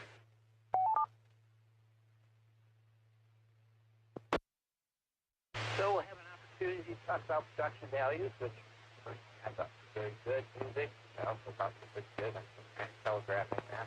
So I think it would be worthwhile. If you've not seen it, you might want to watch it. I don't know. We'll find out. So I did find, finally, a synopsis once I got a date down. They show a date release of 2001 on this review. So pick a date you like. So here's what they say. It is year 2057 on the 15th moon of Saturn. I don't know how that is, but whose surface is reddish like Mars. A mysterious government hitman investigator, played by Hayes, has been sent to a research lab that has somehow been built on this uninhabitable place. He might be from the U.S., but characters call each other comrades, suggesting perhaps these characters are actually Russian. Maybe Russia won the Cold War in this film's fictional backstory universe. It isn't explained, very little in the film is, as we experience things along with the investigator Hayes.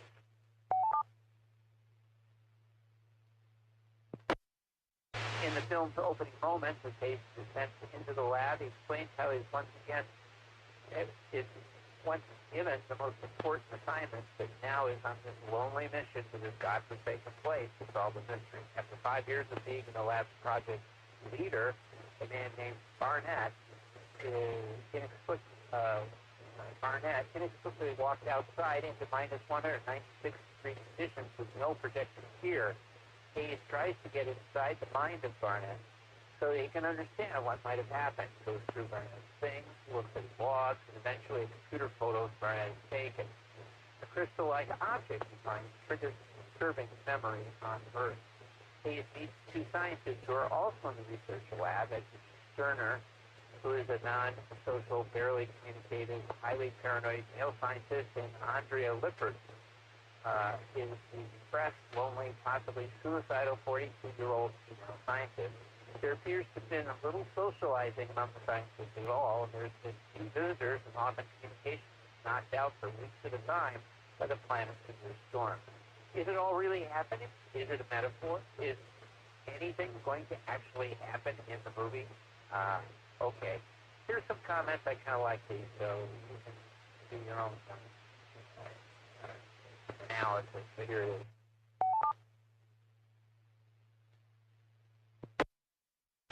So we have Paul Nolan. Is interesting to watch. He scrutinized Hayes in the film, and a film where little happens. He's helped quite a bit by the actor who's got some acting chops and charisma. He has appeared in some other feature films, by the way. There are times his character is too quick to spooked by odd noises, hearing the type of character he's playing, but Nolan seems Hayes believable. The film's minimal plot, slow pace, yes, well, lack of action humor, along with its low budget, makes it sure to sit through. However, there are virtues for patient viewers and film students. The film is flawed, even when viewed in its own terms, but it also displays much more than a simple basic filmmaking savvy. Several shots and moves shown in the film will stick with you. And this review says I want to mention the impressive sound design score created by the film by Len Miller and Streetscape Music. Those who demand more than a basic visceral escapism in films will find some interesting ideas, shots, and remarkable low-budget innovation and invention, which has won several minor film festival awards. Want a low-budget roller coaster ride that mimics Hollywood's overblown summer blockbusters? Like, want to look. So there you have it. I was managed to fabricate something out of all of that. So this is what we're going to do. I'm going to go ahead and take check-in, as always. And please come with your call sign, your name. Did you see the film? That's okay. If you're new and you haven't seen the film, that's okay. We'll take you on board and we'll ask you, would you want to see this film? Or if you know one that sounds similar that you should see? We'll ask those questions of you so that you can participate as well. Everyone else, you know the drill. We'll start with the plot, what you thought about it, characterization, what you thought about it, and then after that, special effects, music, and anything else that you may not have covered in the first two rounds. So let's get started. I will take check-ins. Please come with your call sign, your name, and did you see Ascension from, take the date, I'm going to say 2001. Please come in.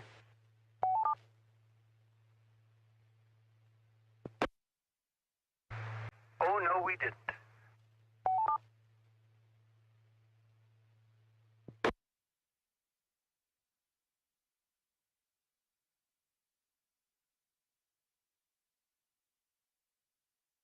Whiskey Bravo 5, Oscar Zulu Lima, Brenda in Dallas. Yeah, I saw it.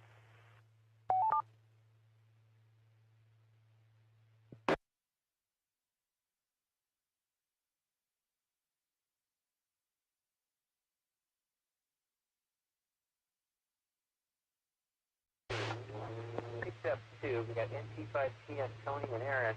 Actually three. There.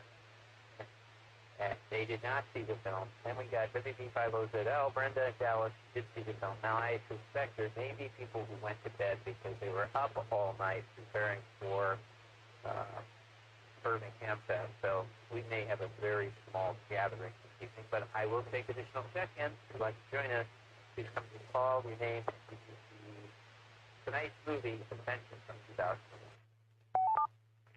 Whiskey 5, Bacon, Lettuce, Tomato, W5BLT, Bill, and unfortunately,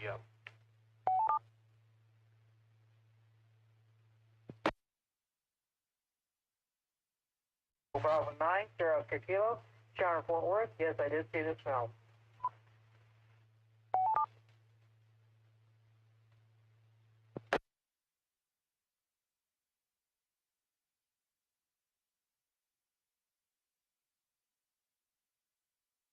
Okay, we picked up two more. We got W5BLT, that's Bill. Yes, saw the film, and KB9SOK, Sean, he's in Fort Worth. But on Echo Link tonight, and he also saw the film. Anyone else want to join?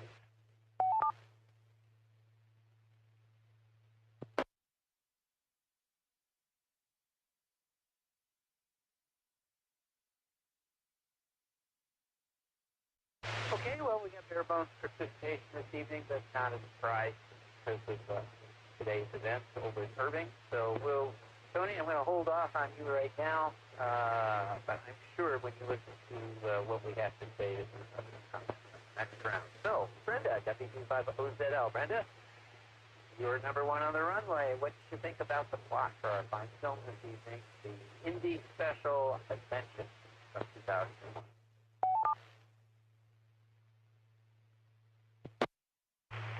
This is WB50ZL.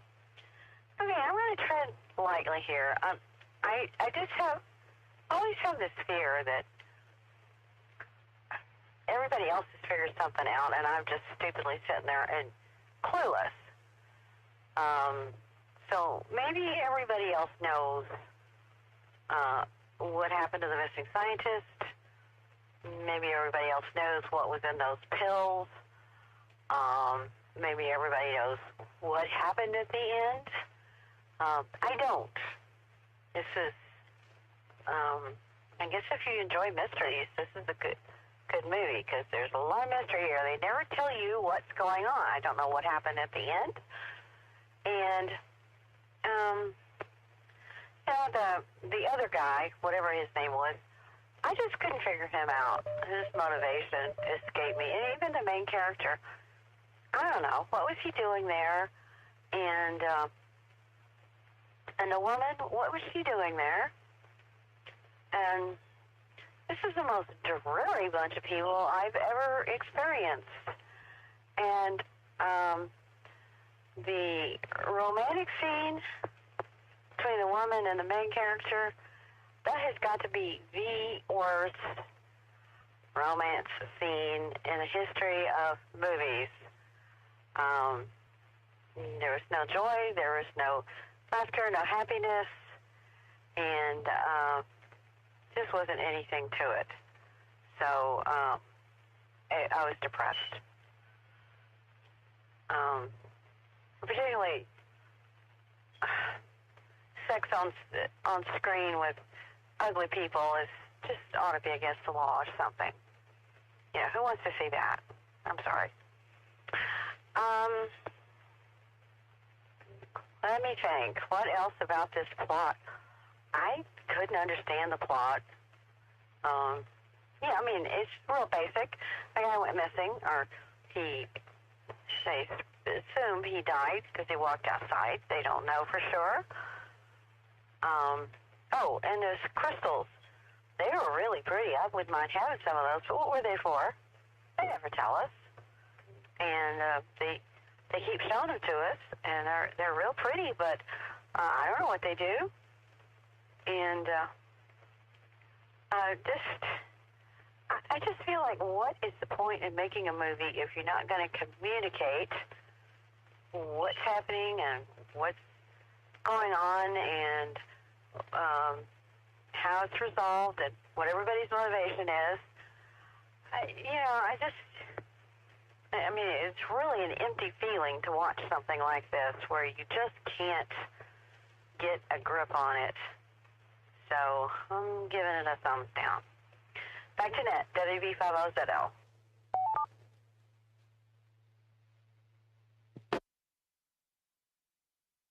All right, thank you, Brenda. I do have some comments. I did go back and watch the last part of the film, as you may have noticed last night in my session and fell asleep in the movie. I missed the last 20 minutes, so I went back and watched it, and that helped, I think, a little bit.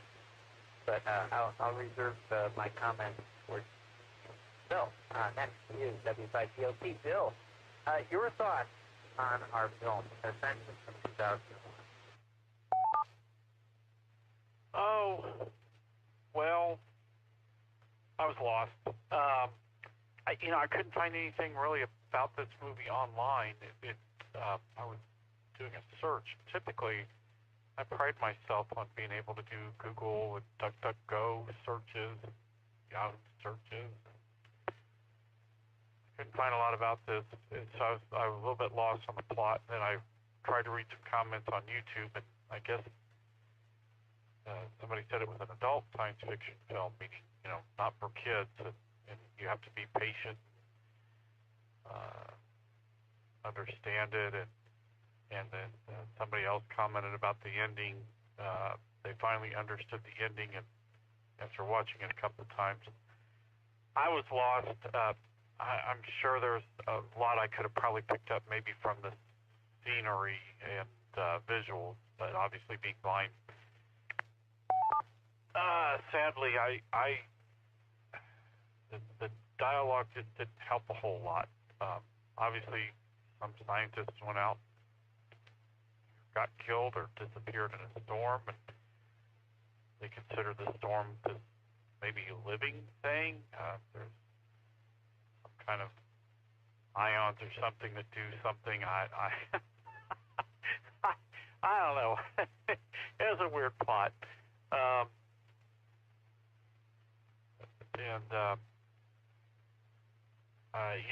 And obviously Hayes has some gifts, so that's what I picked up from it. That was probably really the big thing that stood out the most to me.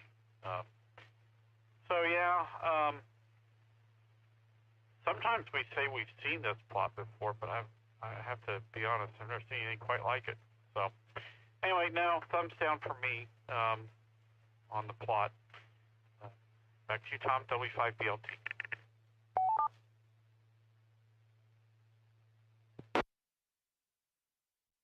All right, thank you, Bill. And I'm sorry, this film was virtually devoid of dialogue, which must have made the film particularly plotting. And for you, because it was mostly visuals, but the visuals we saw were just basically headshots of our actors back and forth occasionally.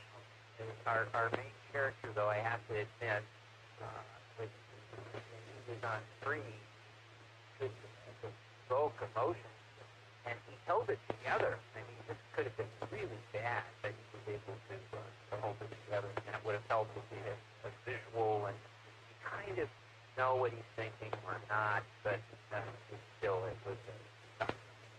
Okay, Sean, KB9, that's okay. Sean, your thoughts on the plot from KB5I?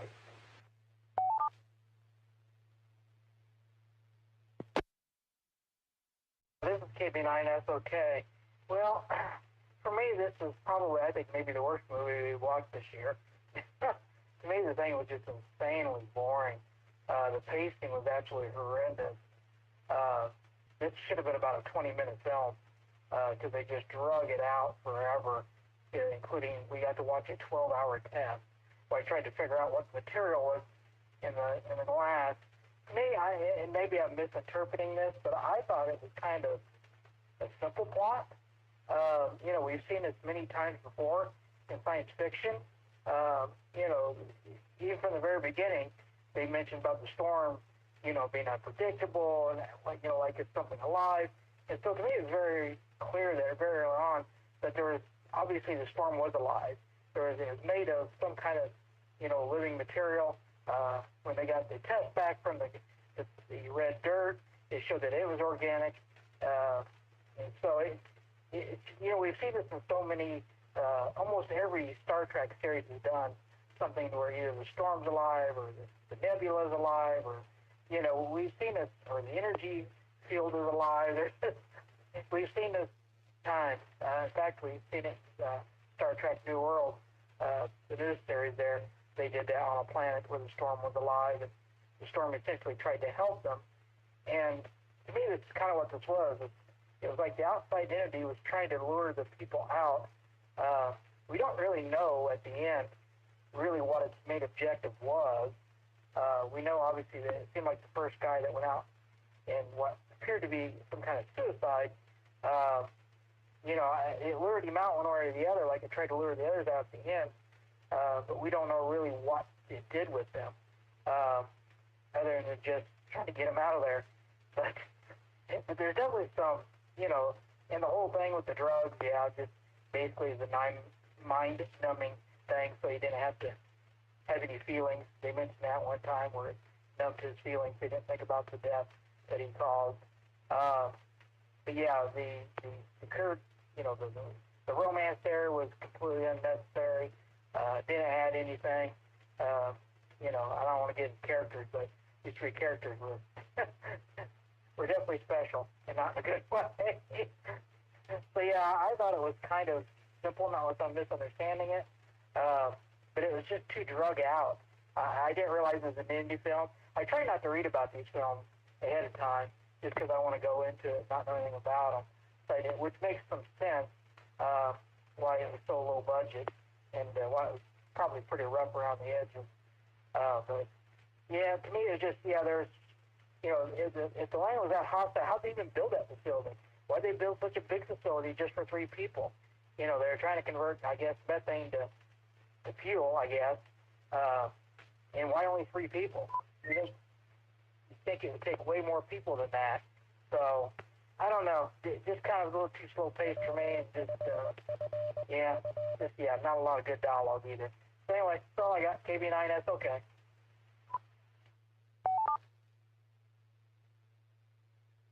All right, well, thank you, Sean. I think we're nibbling around the edges on at least what we figured out from the film, and I agree. I appreciate some of your comments in a minute. Anyone else want to join us? We're talking about the movie Ascension from 2001. You don't have to necessarily see the film. Just want to check in and say hi. We'll take your check-in. Please come out.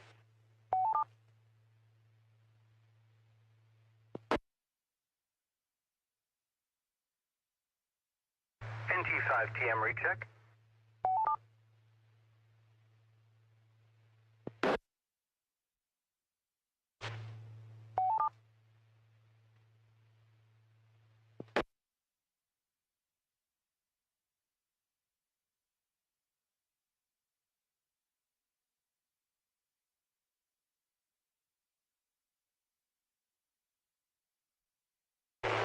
TM, Tony, go ahead.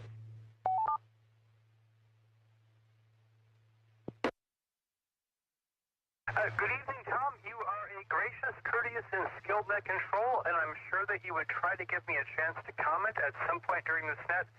I just want to head it off at the pass by saying, no, we have listened to this round thoroughly. We will never consider watching this film. It sounds horrendous, and we're going to bed. I do appreciate your being here, but you can check me out, NT5TM.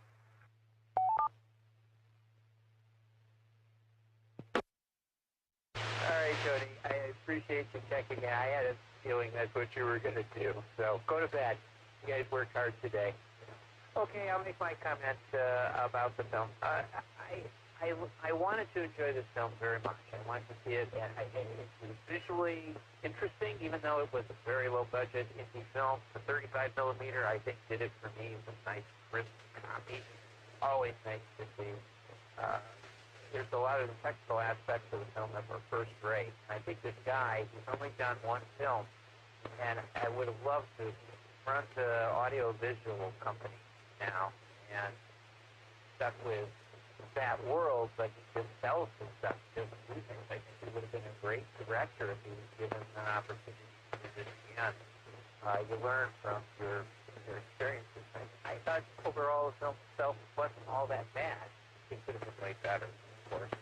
But probably its biggest drawback is that there wasn't a lot of points. We know that.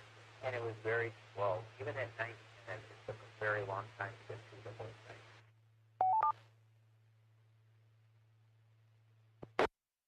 I think, though, probably the best way to do it, and this would require everybody to go back to get a second root canal, and that is to rewatch the film. It helps some to, and I picked that up on some of the viewing. I saw a little bit here and there, and I picked up some things. So some of these, you guys, it's living.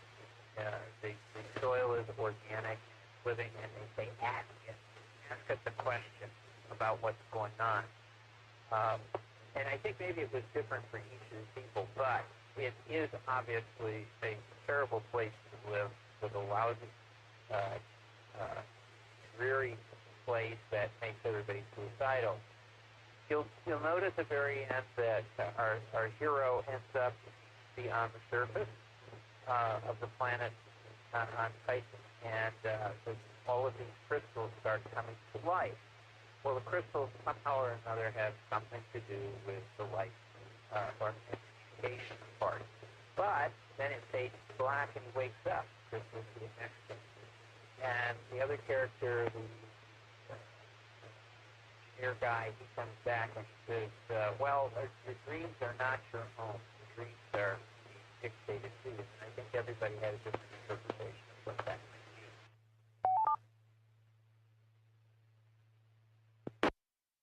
We know that our main character was an assassin. He had killed people during the war, whatever the war was, quote, and he had assassinated the husband and wife, I guess. The child saw what was going on. He had to kill the child, and he realized at that point that it was no longer a war.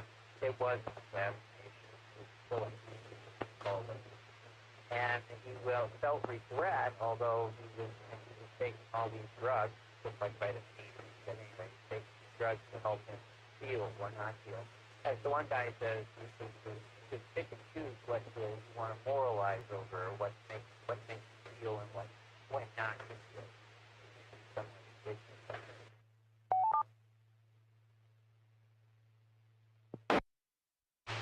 She was looking for a way out. She was using the drugs for the way out. That was the hole, I guess.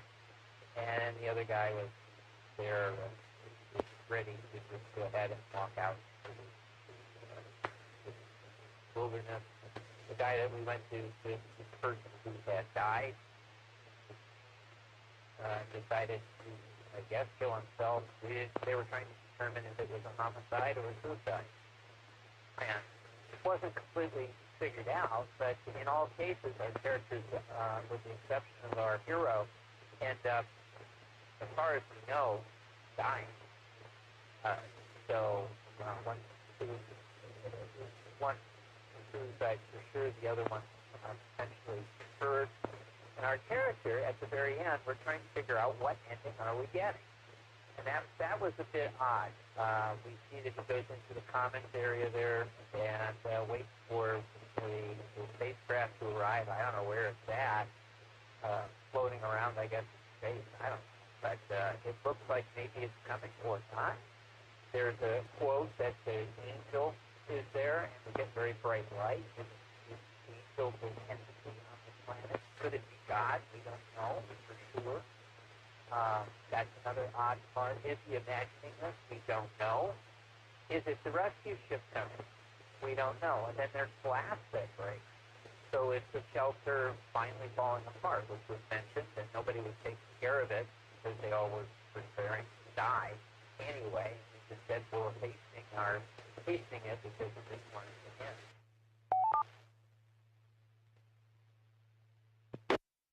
Our hero then gets what appears to be a flashback, or perhaps is this his dream his own?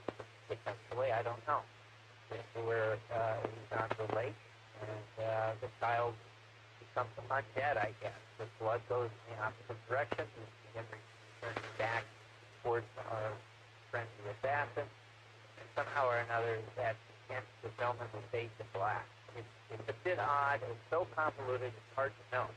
So it becomes one of those movies where you decide what the ending is. What is the reality we're actually seeing, or is any of it?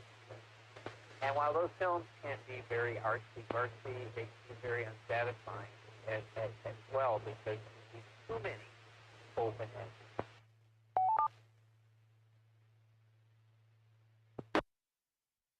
Kubrick films, as we've talked about in the past, are always interesting in that there are these type of things that are interpreted and tried to be understood. And people go and read a lot into Kubrick films because they too leave somewhat a lot to the imagination of the viewer. But he's a masterful, or was a masterful director to do that. But he could be infuriating too. Anybody who's watched The Shining or 2001: A Space Odyssey, those two films are great examples, probably the most, and maybe Eyes Wide Shut is another, but those first two films, I think, are very much convoluted as well. But for a great director like that, with a huge budget, you can get some touchstones and kind of figure them out, or at least have something to go with. This one left not enough. So I think for most viewers, you're going to say, no, this is just not going to work. And you can go and try and find clues, but I don't think you have enough information there. It's like having a puzzle, a piece or two is missing, so you can never complete the puzzle.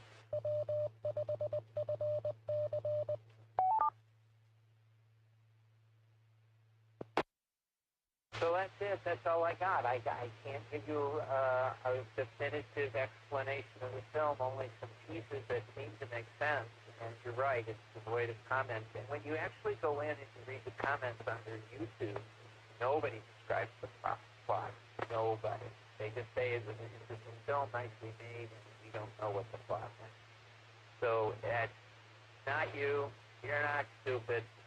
We just don't understand the direction. Maybe that's why he never made another film, because he's afraid to go out in public and hear people with punch him. It's possible. And maybe he got beat up in high school, stuck in a locker at the camp. Who knows? Okay, well, let me go to the top of the list. The next round is characterization. So this should be interesting. Brenda, what do you think about characterization of our huge cast of what? 3.5 from KE5, I see.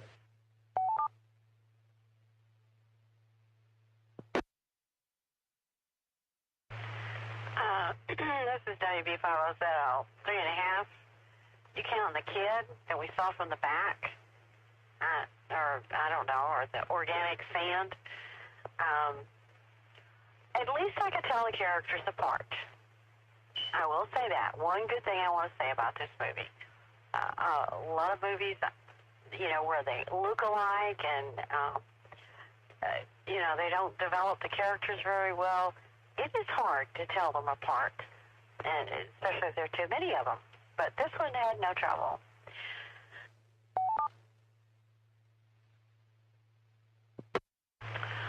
I didn't like any of them. I really didn't. Nobody made any effort to be friendly or tell jokes or share their life or, the kind of thing that the rest of us gives us life to connect with other people and share our stories and laugh and tell jokes and, late night dorm conversations where we figure out the universe. And these people were just marking time. Well, of course, the main character is trying to figure out a puzzle. But he didn't have any real passion in his. None of them had any interest or passion or hobbies. Even poor Watney, stuck on Mars alone, would listen to music and, find ways to entertain himself. That's human nature. These people didn't. No entertainment whatsoever. And that was the dreariest sex scene I've ever seen in my life. They acted like it was a chore, and there was just no joy there. They didn't connect. They didn't laugh. And, boy, it's a real downer. What was the motivation of that woman to go to this godforsaken place and live there for years? Why would you want to do that? In real life, that wouldn't have happened. They would have cycled them through every 6 months to a year.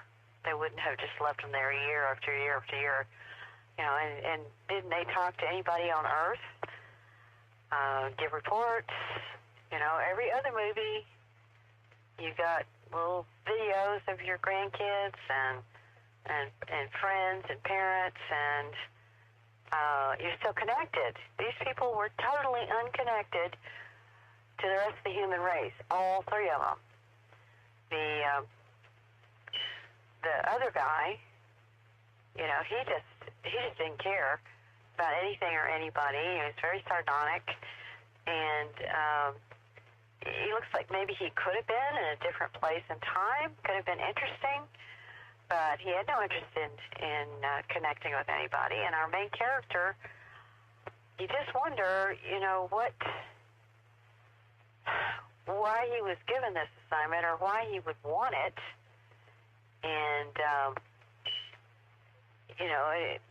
back on Earth, he might have been a different kind of person, but not on Titan. And so, there just wasn't any snappy dialogue or any reflection, or it was just so down. Okay, I'm done. Back to that. WE50ZL.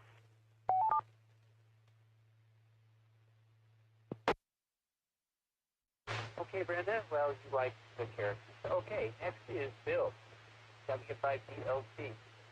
With the very limited dialogue, Bill, what did you think? Well, first I want to thank everybody for filling in gaps, because I said this before, and I'll say it again. When I miss the visuals, I am very thankful for you all filling those in. I didn't even know there was a romantic scene. So, anyway, oh, well. My favorite character was the Storm. Hands down. I love the Storm. I love what it was about, the fact that it was trying to get rid of these characters. It is an excellent character. So I rooted for the Storm. And in all seriousness, Hayes, that part about being where he was being the assassin and the guilt over what happened with the kid kind of reminds me of a story and I was talking with a vet who had served in Vietnam and had a situation where, he had to, shoot a kid because they were trying to bomb him, and that stuck in his mind. And so, a scene like that probably stuck with me, and I don't know how you get over something like that. So that probably made me feel a little bit of empathy for Hayes, but then it quickly went away as the movie went on. So, but that was probably the one part of the film that kind of struck, and you could see why he was having some issues. The other characters, though, two characters, I couldn't figure out why they were so down. And again, building that big place, and there's only 3 people there, so it just seems really strange. Anyway, that's really all I got. W5BLT.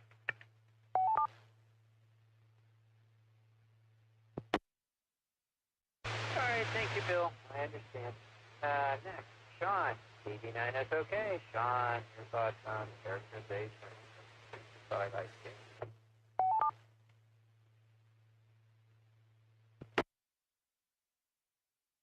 TV9SOK.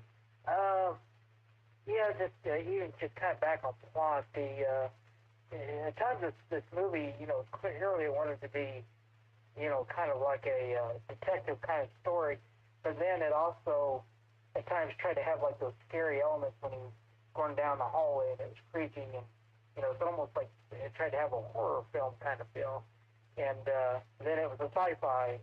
I think there's just some odd decisions with this thing. I do agree about the visuals. It was kind of interesting in that part. There was a couple of bright points about this film. Unfortunately, it just wasn't the plot or the characters for the most part. Obviously, our main character had, obviously we learned the most about him. We obviously know that he was basically an assassin for the military, and obviously we learned a lot about his trauma. How that ties exactly into this film, I don't know. Your interpretation of the very end there where the blood was going back into the person, did this creature actually reverse what happened? I don't know. We don't know. I guess you could interpret it that way. I hadn't thought about that, so it's interesting. Even he was the main character. I seem like I've seen him in a couple things before, or at least looks familiar. Seems like it's usually low-budget stuff. He was just okay for me as far as acting. I just, once again, just don't think it was that well written. But I wasn't overly crazy with the main hero. And then, the other 2 were completely worthless. Their characters, they just both wanted to die, and that was pretty clear throughout this entire film, that they were just, they were just there waiting. Why they didn't ask to go home, I don't know why they didn't ask for a rescue vehicle, or they weren't allowed to.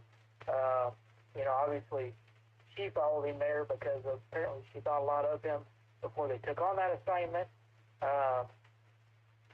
So, that's why she was initially there. Of course, after he died, I don't know, that's when she lost her motivation to live. And I'm not sure about their technical guy, or basically the maintenance man, why he lost all will, but it was, I guess, just the dreary outlook, I guess. So, these 3 characters, there wasn't no problem getting mixed up in the characters, but 2 of them just weren't that interesting, to be quite honest, because we didn't really learn anything about them, and they were just bland to the film. Our main character is the most interesting. I kind of laughed. It's just kind of dull. I mean, not a lot to say on there, so I'll send it back to that. Give me an eye, that's okay.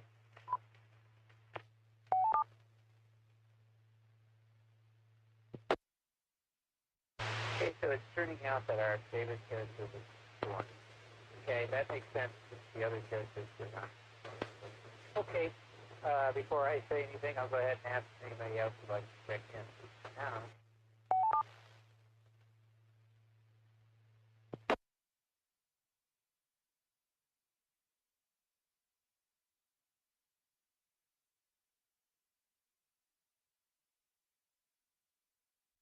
All right, characterization, obviously, there's really, just had, what, three characters in the whole film.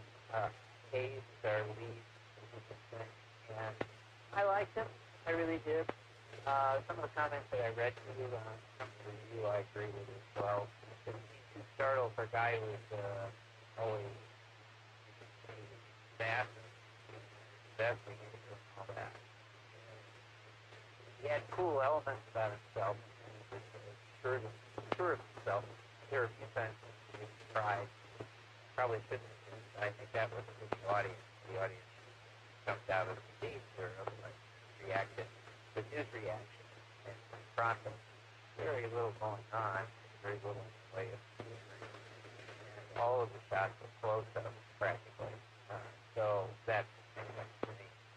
I thought he as an actor, the guy who did it, was very good. It was just another larger film, mostly secondary roles, so he probably wouldn't remember it. But you've seen it before. Several. I have to go back and look at what they are, but the director walked up the film. So I think he's good. Besides, I was a good actor. I liked it. And in fact, all three of them, even though their characters were drawn as being very unlikable, I think the people that acted those roles did fine. They did well, close-up shots, emotion. Even-handed, I think, overall, even though you didn't like the characters all that much, it did the role quite well.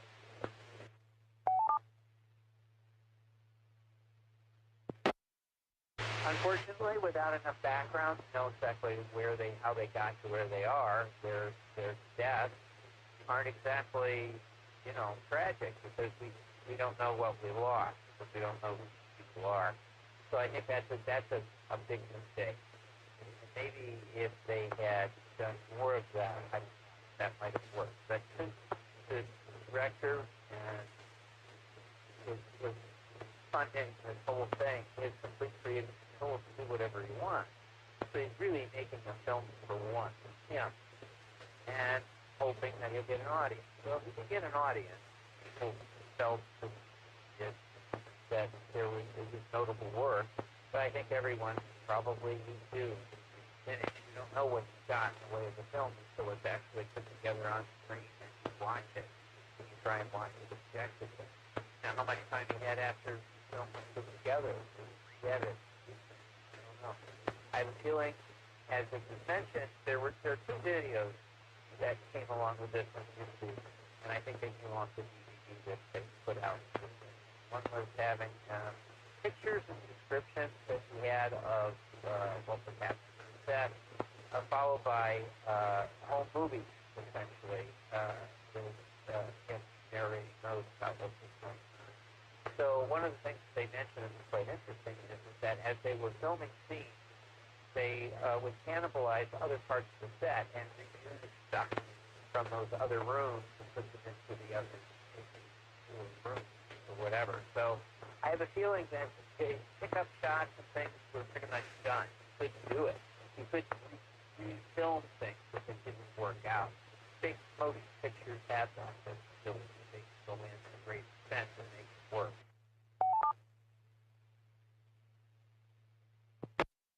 I suspect that you're given one chance, and when you consider that it's 35 millimeter film stock, which, by the way, he's very knowledgeable about that, and he should be because that's what he does for a living. To sell the stuff and advise people on what to buy as far as supplies, film, type of film, and all that, and cameras and everything. He's very knowledgeable when he's talking about all of that. So you have all of that, and then that's it. How much film did you buy? Because it is 35 million film. That's got to be a lot of money back then. And he bought a certain film type. So if you don't shift different film light types, ASAs or whatever they are, because it causes grainy and weirdness in the film. And the film is very well equalized. I would say it was well lit, although what it was lit adequate, and I think that was sort of keep from making sense. Sports on those sites look really bad.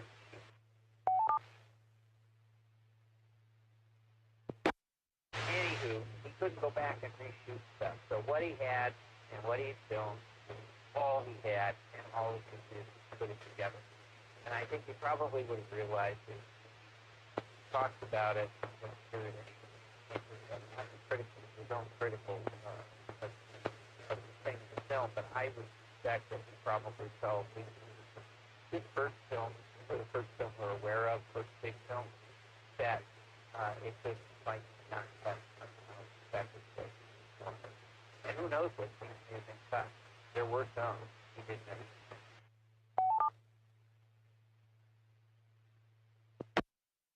So that's my lame excuse for the director. Come up short because he ran out of money. It's very common. Pictures, but he managed to complete the film. A lot of people that make films don't get that far. So let's give him credit for that. All right, I'll go to the top. Now is the time to discuss anything you want to, except it may go fast. So it's kind of a film, but we'll find out. Starting with Brenda, WB50ZL. What say you about special effects, music, or something we haven't covered in the previous round?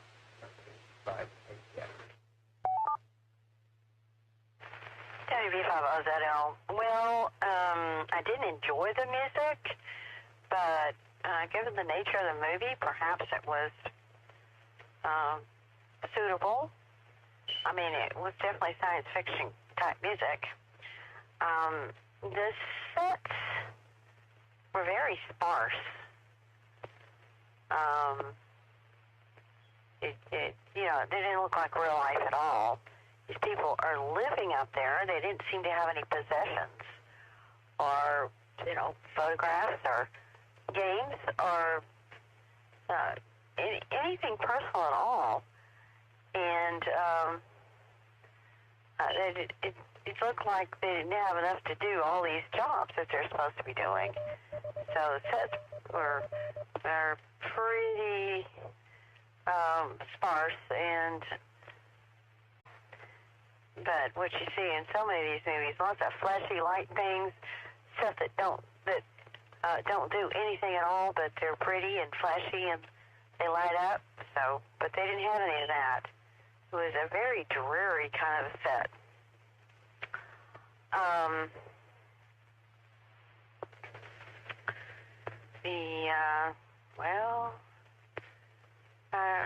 The costumes are pretty dreary too. It was, on the whole, just a dreary piece. And I'm sure the writer and director just put their heart and soul into it. They had a vision and they tried to convey that, but I just didn't catch it. So I'm going to quit. WB50ZL.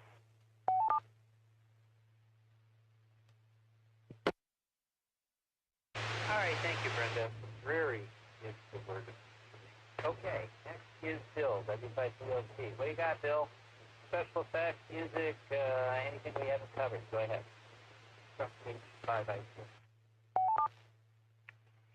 Yeah, the part of the music was kind of weird. The rattle type music or whatever that was, that kind of bounced from one ear to the other. Kind of reminded me of rattlesnakes or something. I don't know. The music was strange. It was like a cross between science fiction and a horror movie. And so maybe that is, I think Sean was saying, it just, when they walking down the hall, it's like it's trying to maybe decide between, are we a science fiction movie? Is it a horror movie? It was different.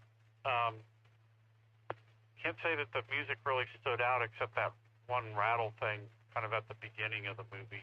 And of course, I had no idea what was going on in that scene. So it was a different kind of music for sure, at least in my view. And I don't know that there were any sound effects that really stood out. I mean, the storm and everything. But yeah, it don't really have a whole lot on it, unfortunately. W5BLT.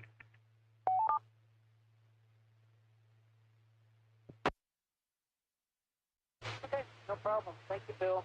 And next up is Sean. 89, that's okay. Ditto to you. What do you think?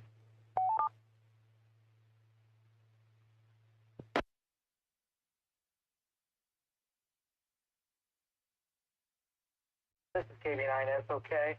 Yeah, I don't really have a lot to add. You know, the 35 millimeter film was kind of neat for a low budget film. But yeah, the set was pretty sparse. I realized this was an indie film, probably had no money. So it was probably kind of hard. All his money probably went into the outside special effects, would be my guess. In the landing of the ship at the beginning, probably blew his entire budget. So yeah, I not a lot to really add to this one. You know, I'm not sure if I would watch this again. It's not like you did get more out of it watching it again. Maybe at some point, but yeah, I don't think I probably will. So, as always, looking forward to the next one. Thanks. KB9 is okay. Back to now.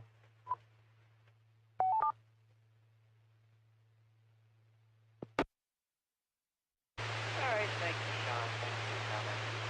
The only thing I'll add, I kind of already alluded to, I thought the photography for it was quite good. I thought the sets, considering what they were trying to do, actually worked pretty well. The budget was, in 2001, only $25,000, which was nothing back then. So they did a lot, very little. Credit to that. I didn't mind the music as far as the blues music going on, but it wasn't electronic. It was electronic, but it wasn't. So it wasn't the bass sound that everything had. I thought they did a good job with that in all aspects. Visually, as I mentioned earlier, I thought they did a really good job. I thought they did it particularly well, considering the whole budget film. They're trying to get that dark and everything. They had the cycle, what they call it, cyclorama, whatever it is. They look out the window. Right. I thought that was done fairly well. There was a section in there with the some practical models that were used in the spacecraft and the docking with the space and that. And they showed doing it, and it was done in real time, so the camera itself was set up so that it looked more like a landing, classic thing with this model. I thought the models themselves, they did really well with that. Usually in independent productions like this or low-budget films, the spacecraft models look particularly terrible and fake, and I think this one actually looks pretty good. Another thing that was clever is that the cockpit itself, the flight deck, is nothing more than a couple of chairs and a couple of screens in front. That's it. And it appeared, in the way they did the different angles and things, that it was more than that. Obviously, you're able to pull that off, although the scene is relatively short. I thought they did a really good job there. Other places where the set took in, which is in the cupola observation, that upper area where you go upstairs and that, there was a spot where it was black and they had to make sure that they kept the camera just below that. But I don't know if they ran out of money or what. It was unfinished set. So, but they managed to make it work. So all in all, I from a production value, and it was mentioned in this article too, if you do that with $25,000 and actually to do with a budget of $200,000 or $150,000, I think this guy would have been a great director. I just could see him going on doing more, and it's kind of a shame that he never did. Or if he did, we just never saw the fruits of his labor. The guy is, it's 25 years later now, but I can't listen to him in his profession. He knows who he is. I would have loved to see more, you know. we always talk about people and directors and their legacy doing many films, but the ones that fail and they're good at what they do or their craft, that's really a shame. We all would, because it's really good legacy for stuff. And if they could surface something that maybe some smaller films, smaller than one person has done, I'd like to see it. I think the guy is quite good. I wouldn't even mind reaching out, the retail business. You guys, people respond. At any rate, those are my thoughts. Anyone else have anything you want to add before I reveal next week's movie? Good call.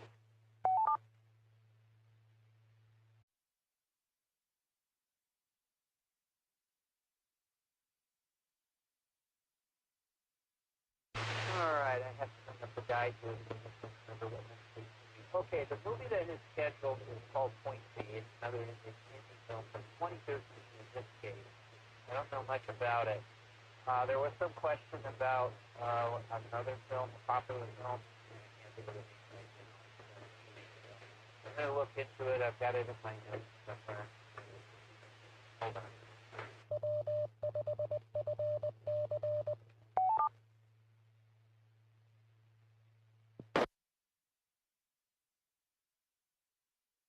I'm looking at previous to check in notes. I don't see it here, but it was some kind of a comedy.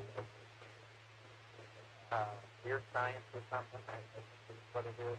I'll have to check with one of the guys that watch it, what it is. But if that film shows up, then I'll put that out. But sometime in the morning, I'll put out whatever it is. It'll either be Point B or science fiction comedy. Okay, well, we're going to end it early. I'm fine with that. I might watch a little TV when I go to bed. We shall see. I'm really excited. So I want to thank everybody who checked in tonight.